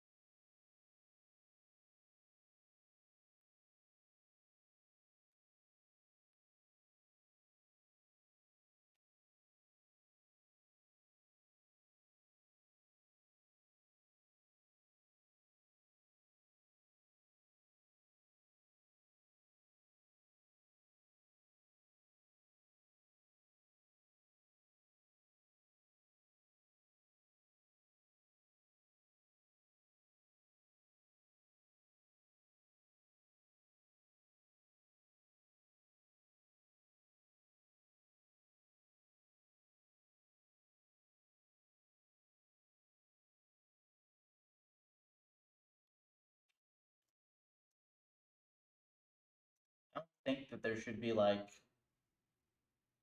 I don't think Python should just generate slow code, right?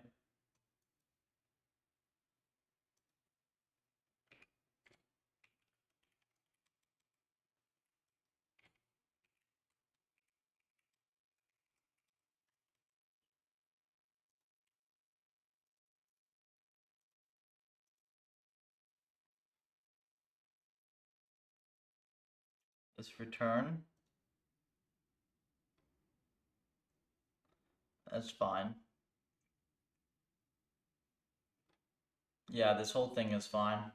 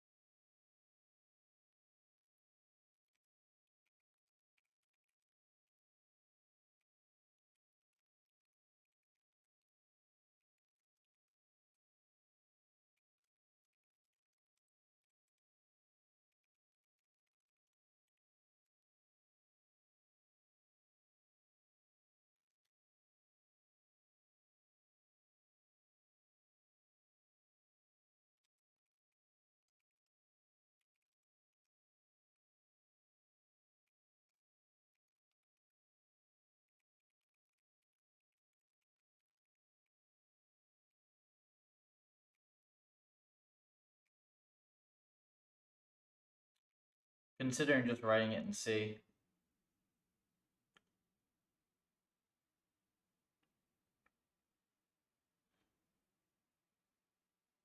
It's really obnoxious.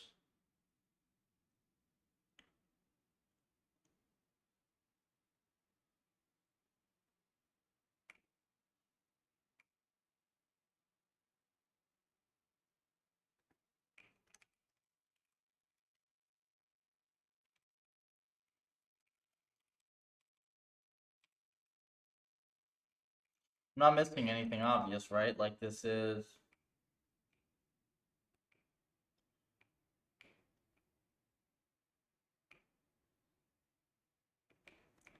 I mean, this is pretty well what you'd expect.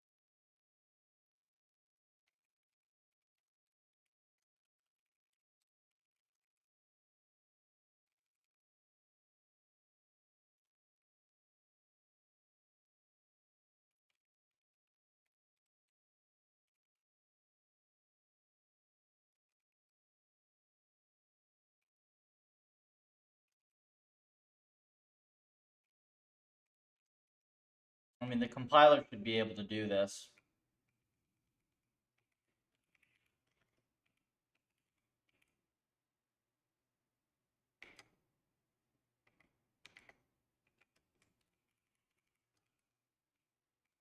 That should not change anything.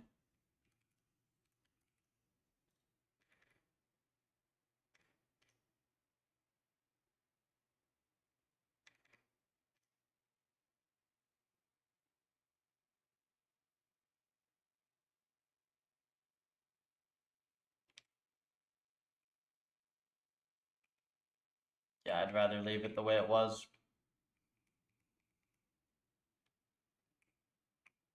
Except that's fine. Over delta like that.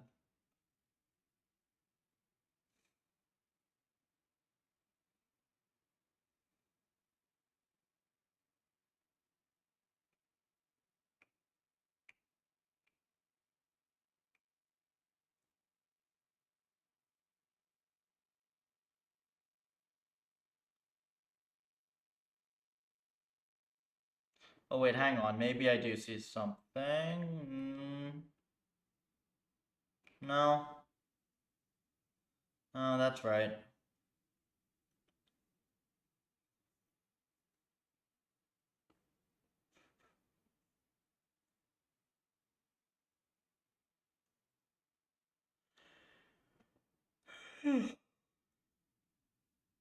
Dang.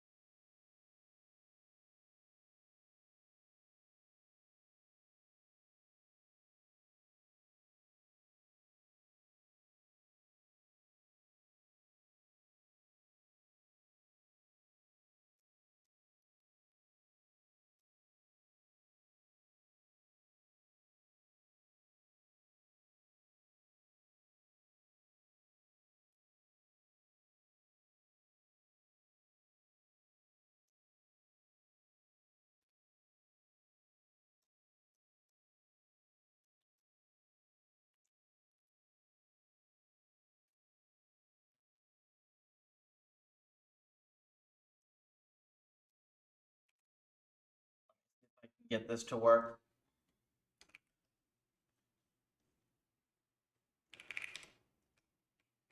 Maybe this gives me maybe this gives me something.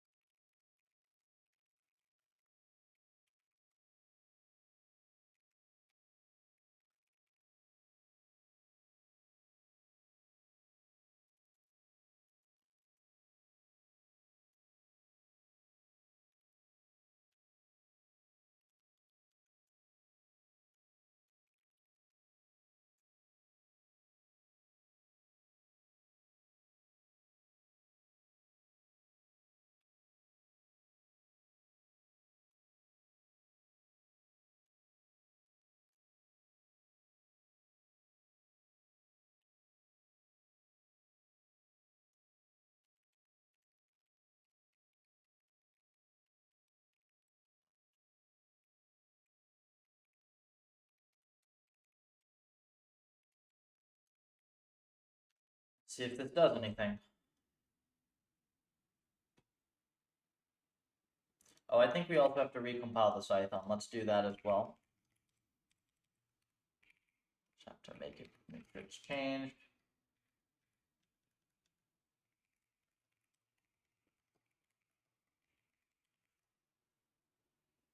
There we go. And hopefully this gives me lines.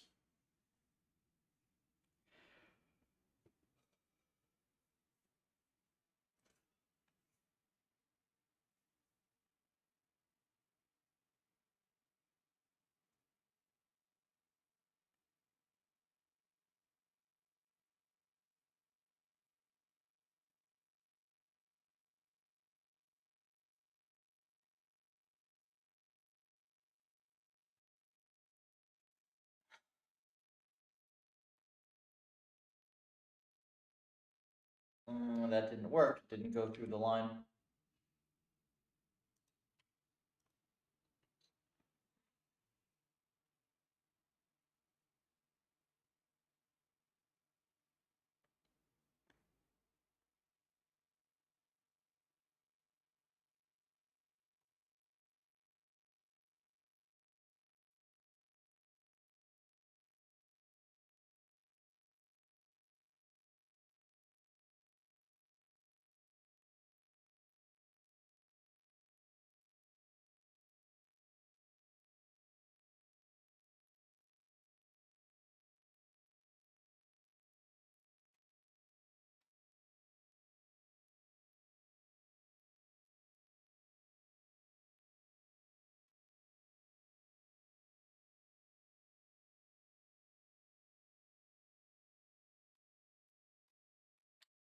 PG. No, because Cython generates garbage. This is one of the problems with Cython. Generates a ton of crap.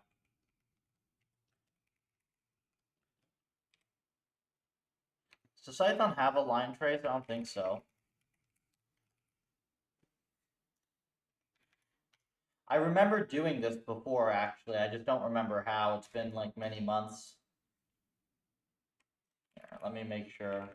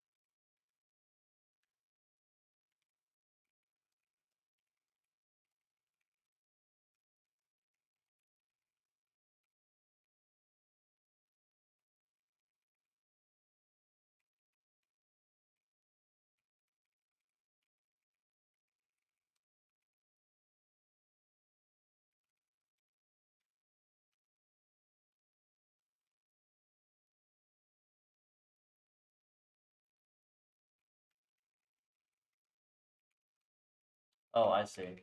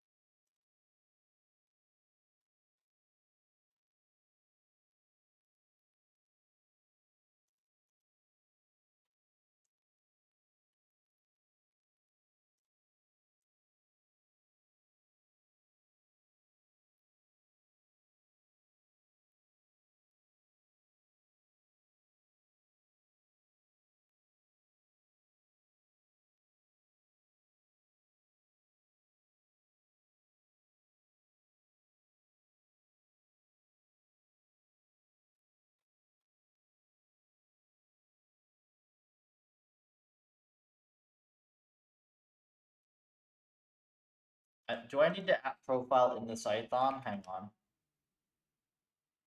I might need to do that.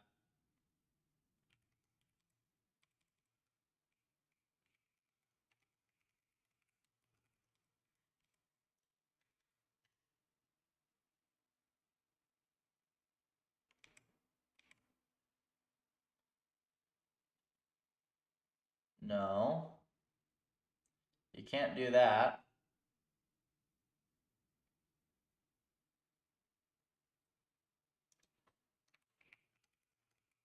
Damn it, I remember I used to do this and I don't remember how I did it.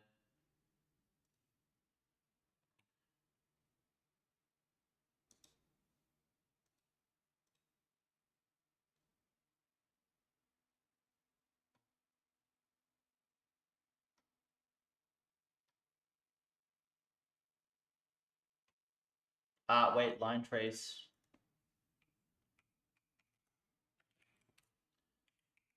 Maybe it's this.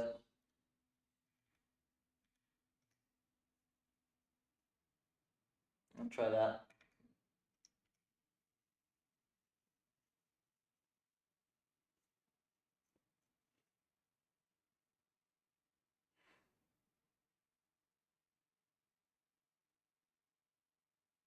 Still no. Damn it.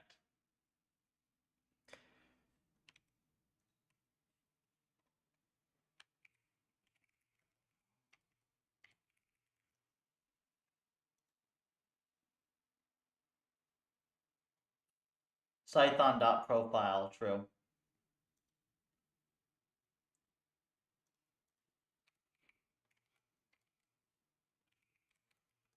There we go. Oh, get out of here, bot. Go away.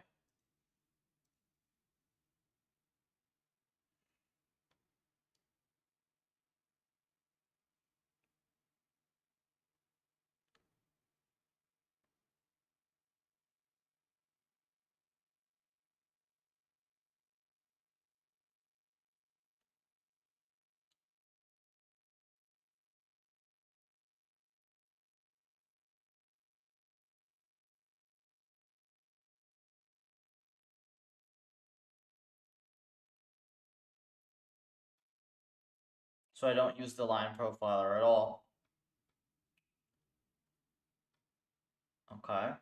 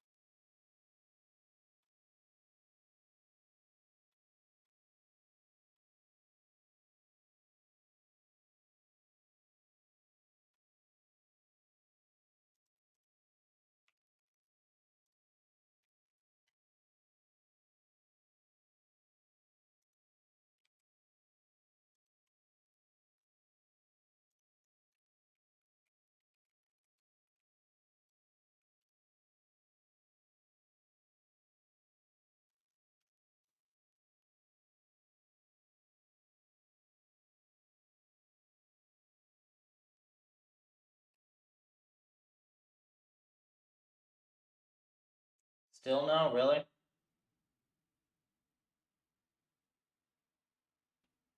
Wrote profile results dot demo dot py dot lpro.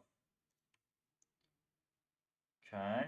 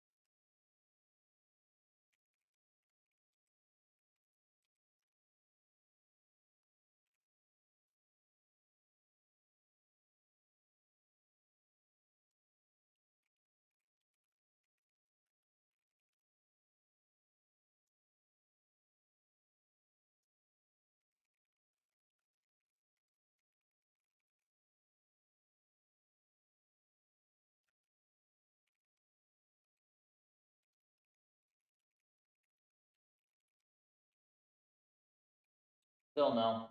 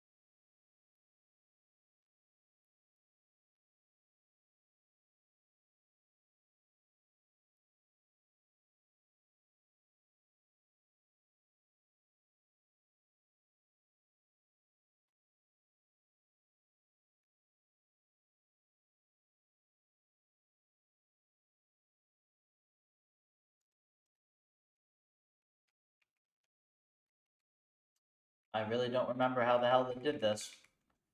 It's really obnoxious.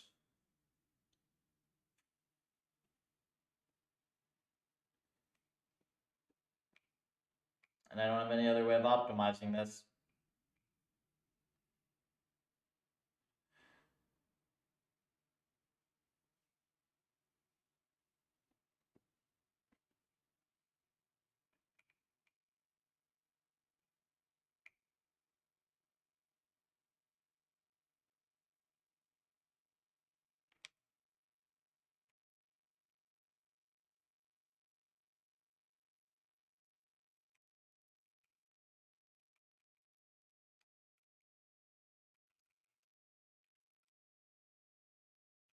One last thing.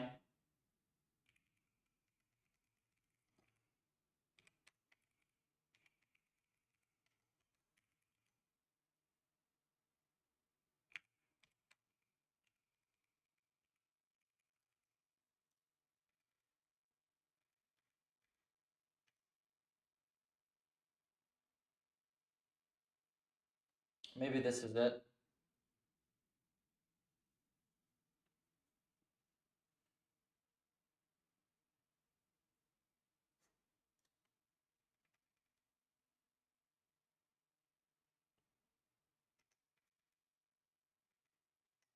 Nope.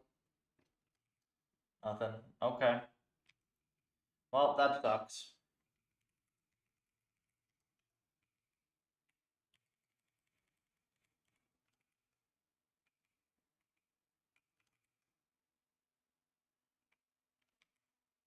We'll have to do this way.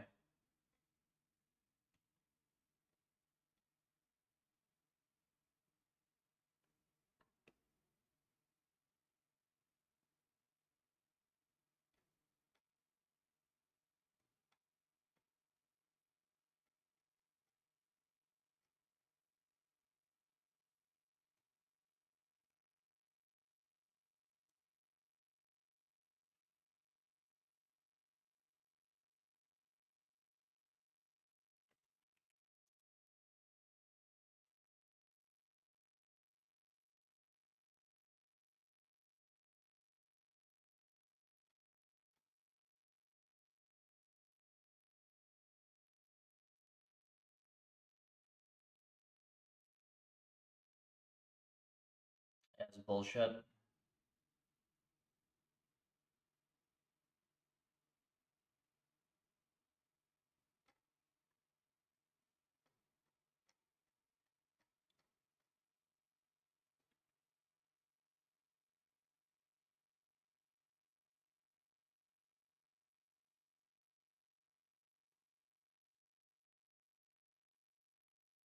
Oh, okay. No longer works in Python 3.12. Good job. I'm not crazy. It's just broken. Good job. Let's get rid of that.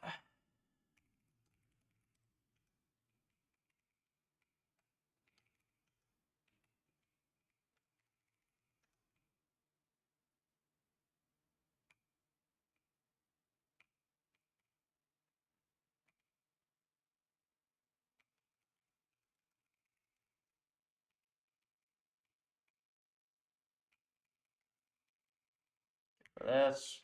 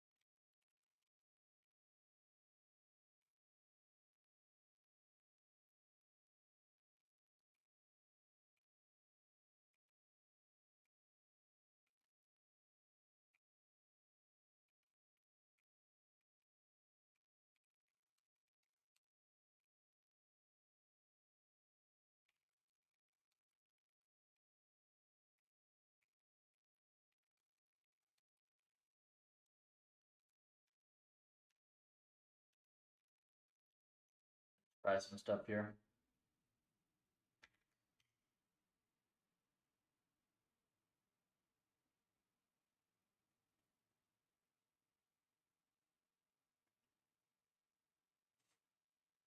Yeah, so these max functions actually do matter.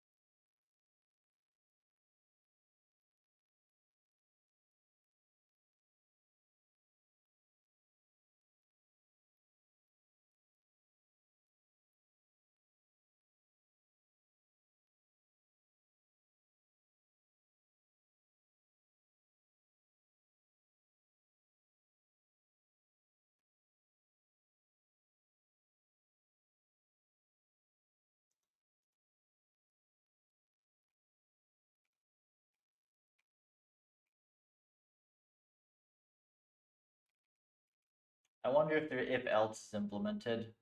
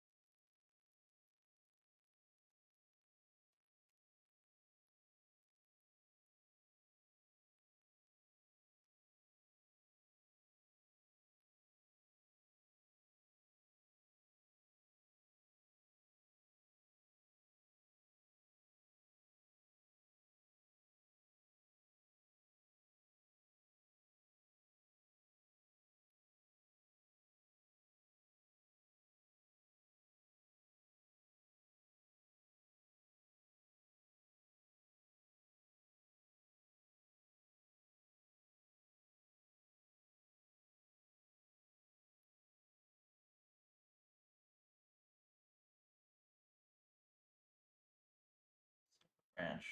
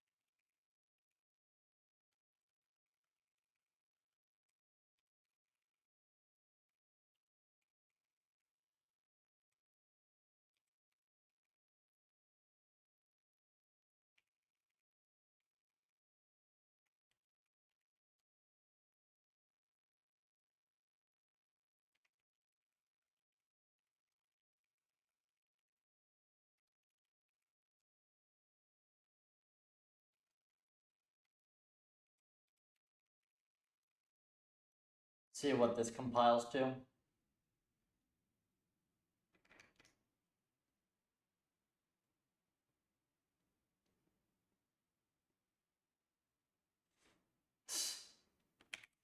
See how bullshit that is?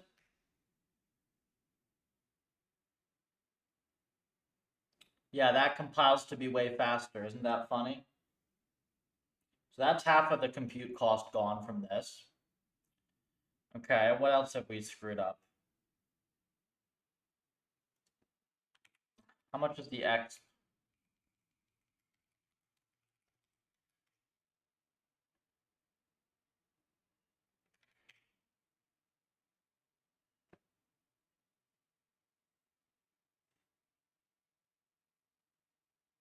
Yeah, the X is half of the remaining.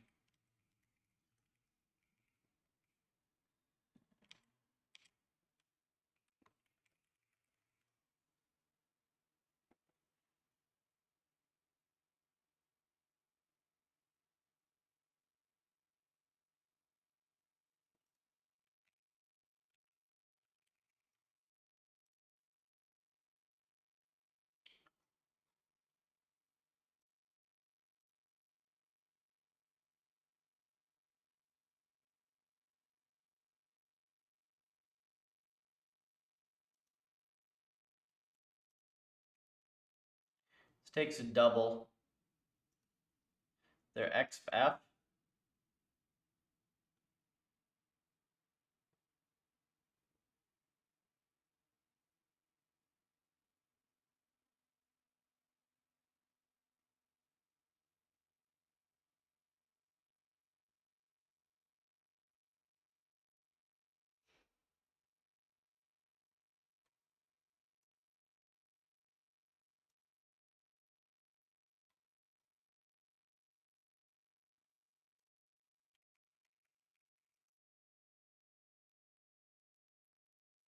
Try XF.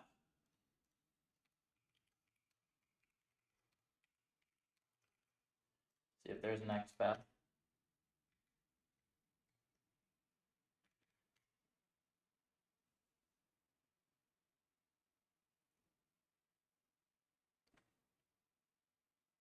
%.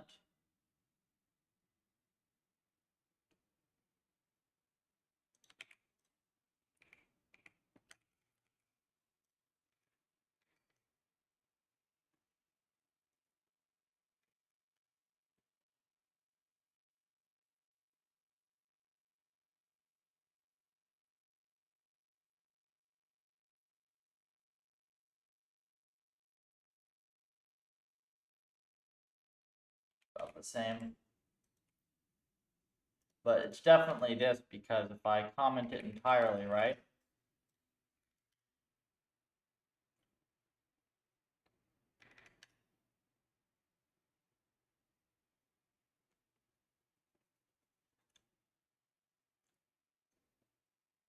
Okay, so we're paying,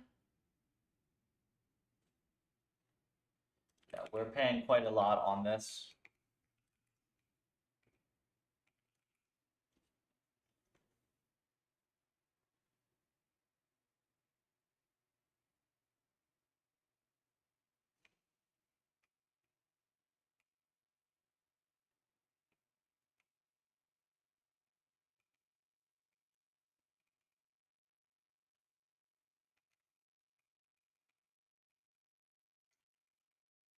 Let me try something.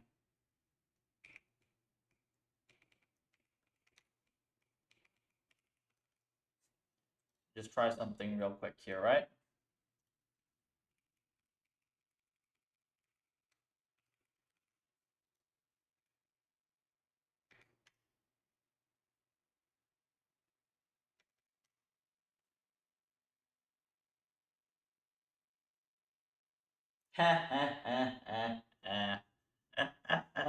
Did we get it? Oh, no, we didn't. I'm just stupid. Hold on.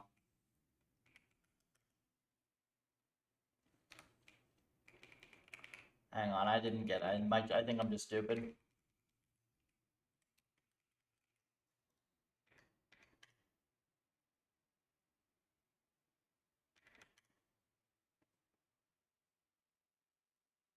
Yeah, damn it, I'm just stupid. Dang.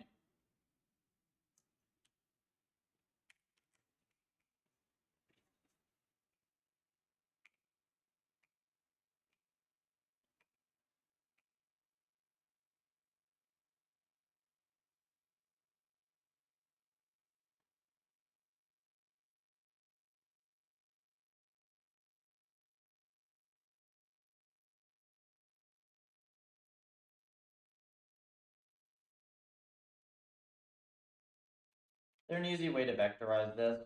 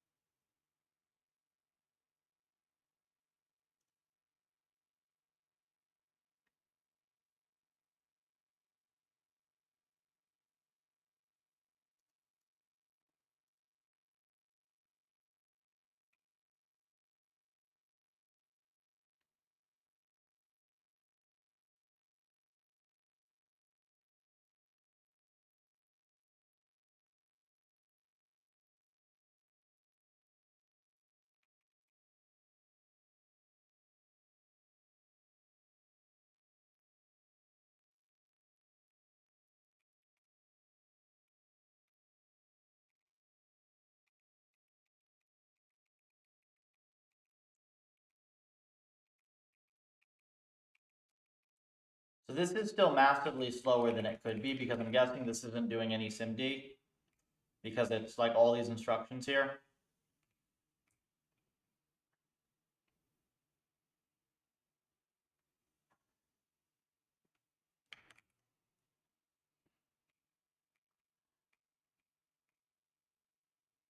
I'm down to 5%, but I'm still not happy with this.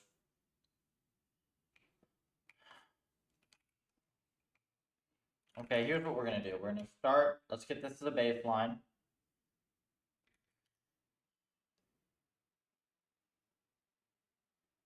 It's the 5%, right?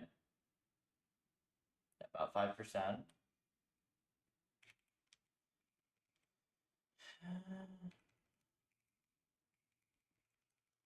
How much is this taking?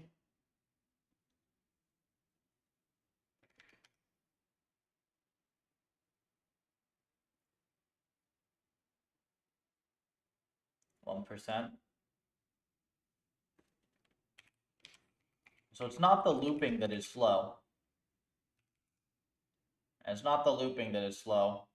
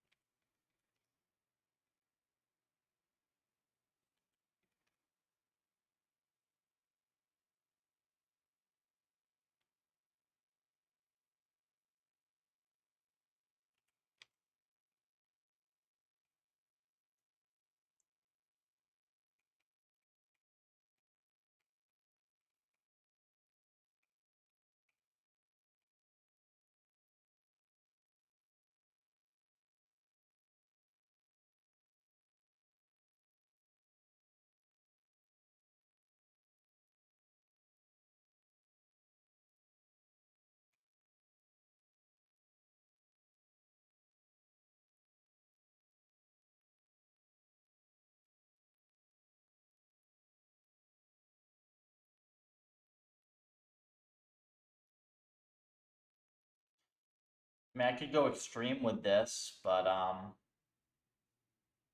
let me see.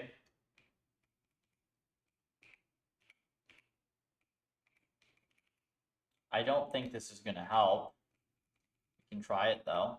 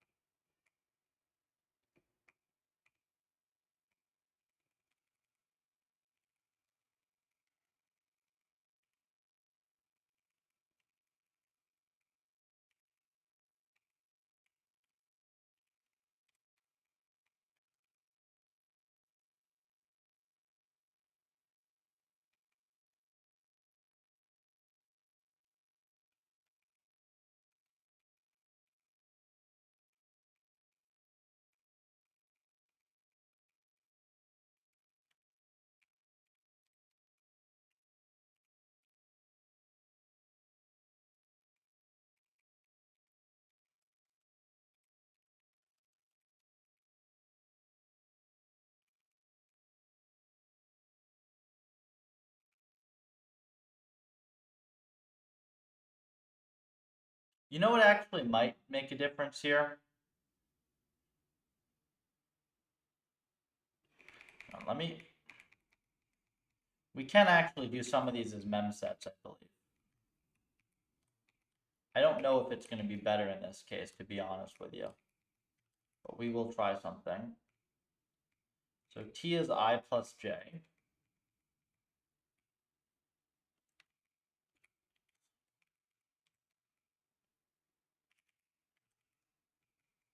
Hang on, we're going to start with this.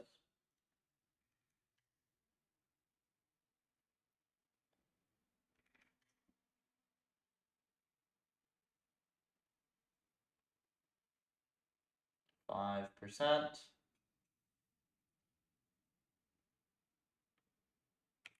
Okay, and now this goes here. This comes down.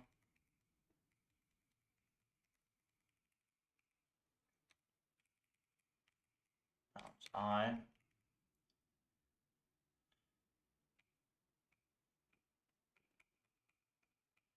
was it? K equals bounds I. We no longer want T. Mem copy.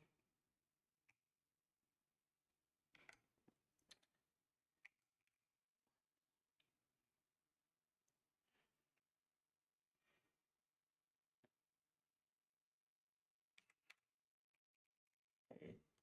Size of float. Set.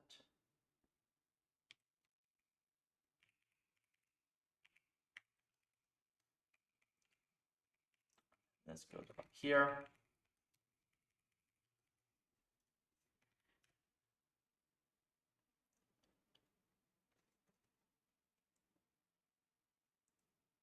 Uninitialized, maybe unused, int j.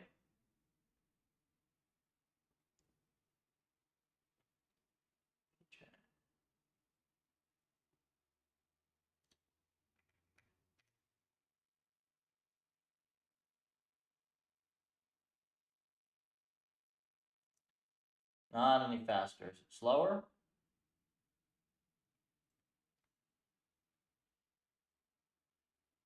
No, it's not slower either.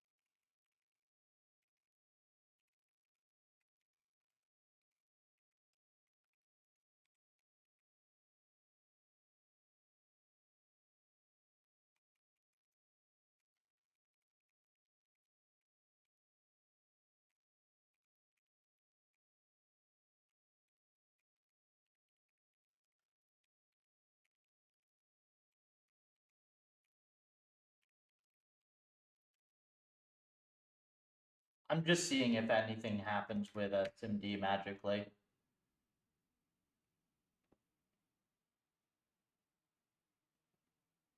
Nah.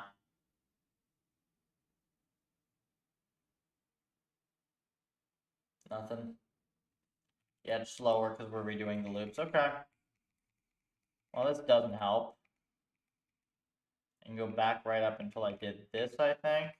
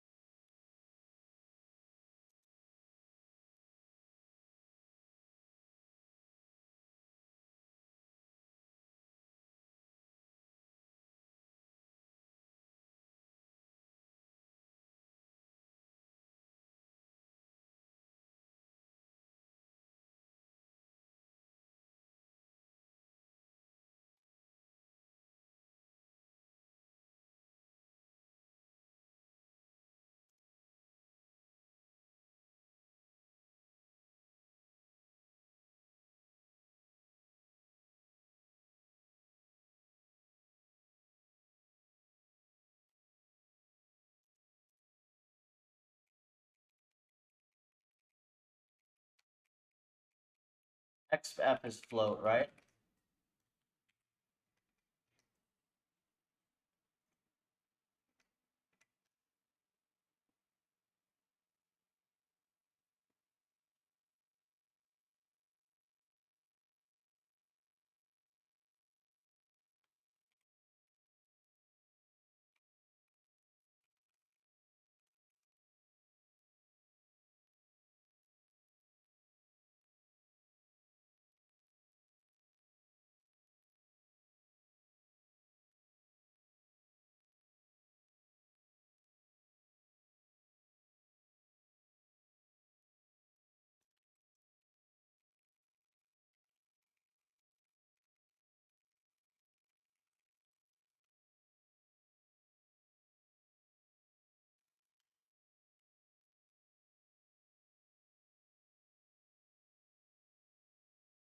Yeah, no, we're just being silly at this point.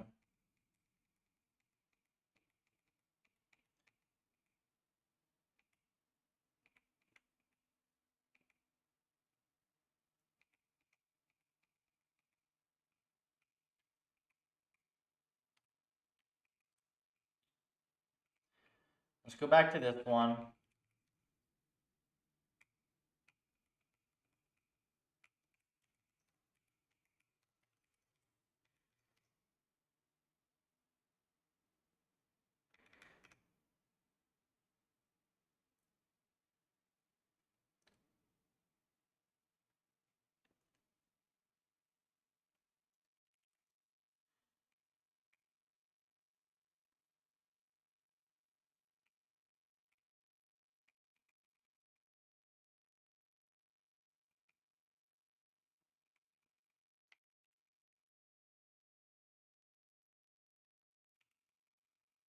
This one should go first, right?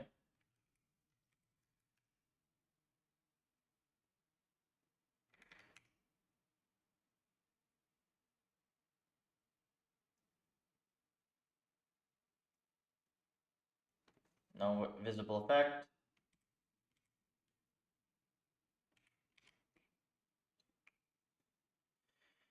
Because the main time is from that X function and a couple other small things, right?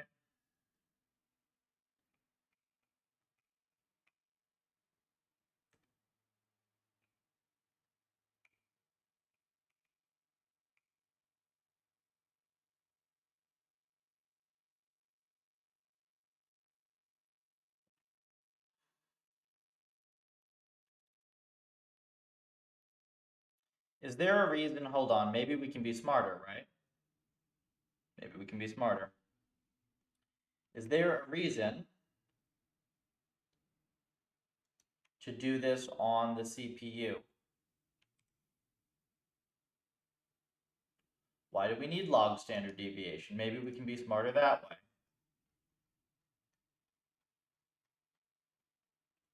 Right? Maybe we can just be smarter over there. Ah, shoot, it's 6:30. I've been optimizing too long without noticing it. I'm going to check one thing, though, before I get dinner, which is, I think we can be a little bit more clever.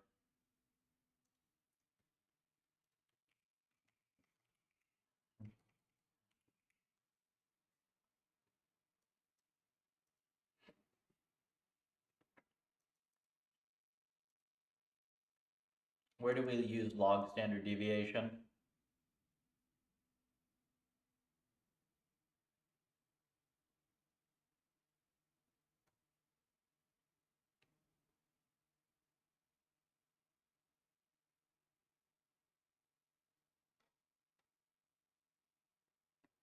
Do we use this every time? We do, right? Okay. Yeah, we immediately call exp on this.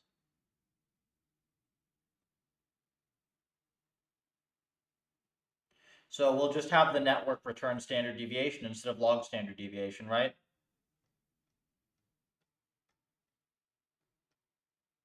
And then it'll be done on the GPU, and we won't have to parallelize it. Now we do lose this clamp.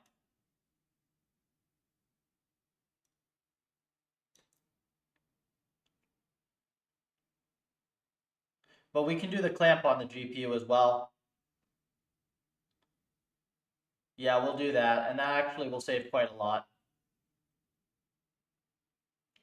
That should be very, very parallel, right? And that gets compiled. Perfect.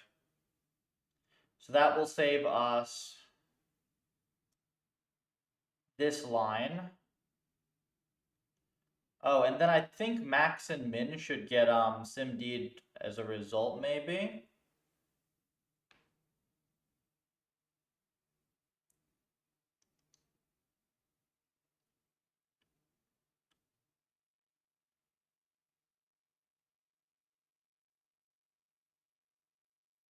We can also potentially keep this on the GPU for longer, right? Because I think we don't really care about doing, let me see, advantage scale. Actually, a lot of this can be done on the GPU now that I'm looking at it. It's right up until, I think here is where it's sketchy, maybe.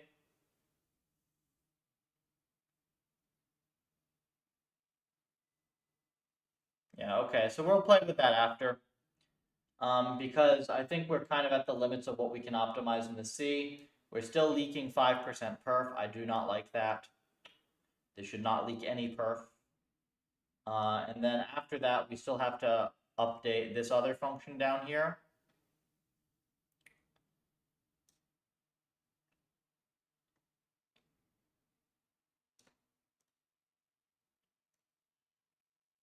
I don't think that what I have planned will improve this, but maybe. All right, I'm gonna go get some dinner. For folks watching, all my stuff's at puffer.ai. Start the GitHub, really helps us out. Join the Discord if you want, and follow on X for more content. I'll be back at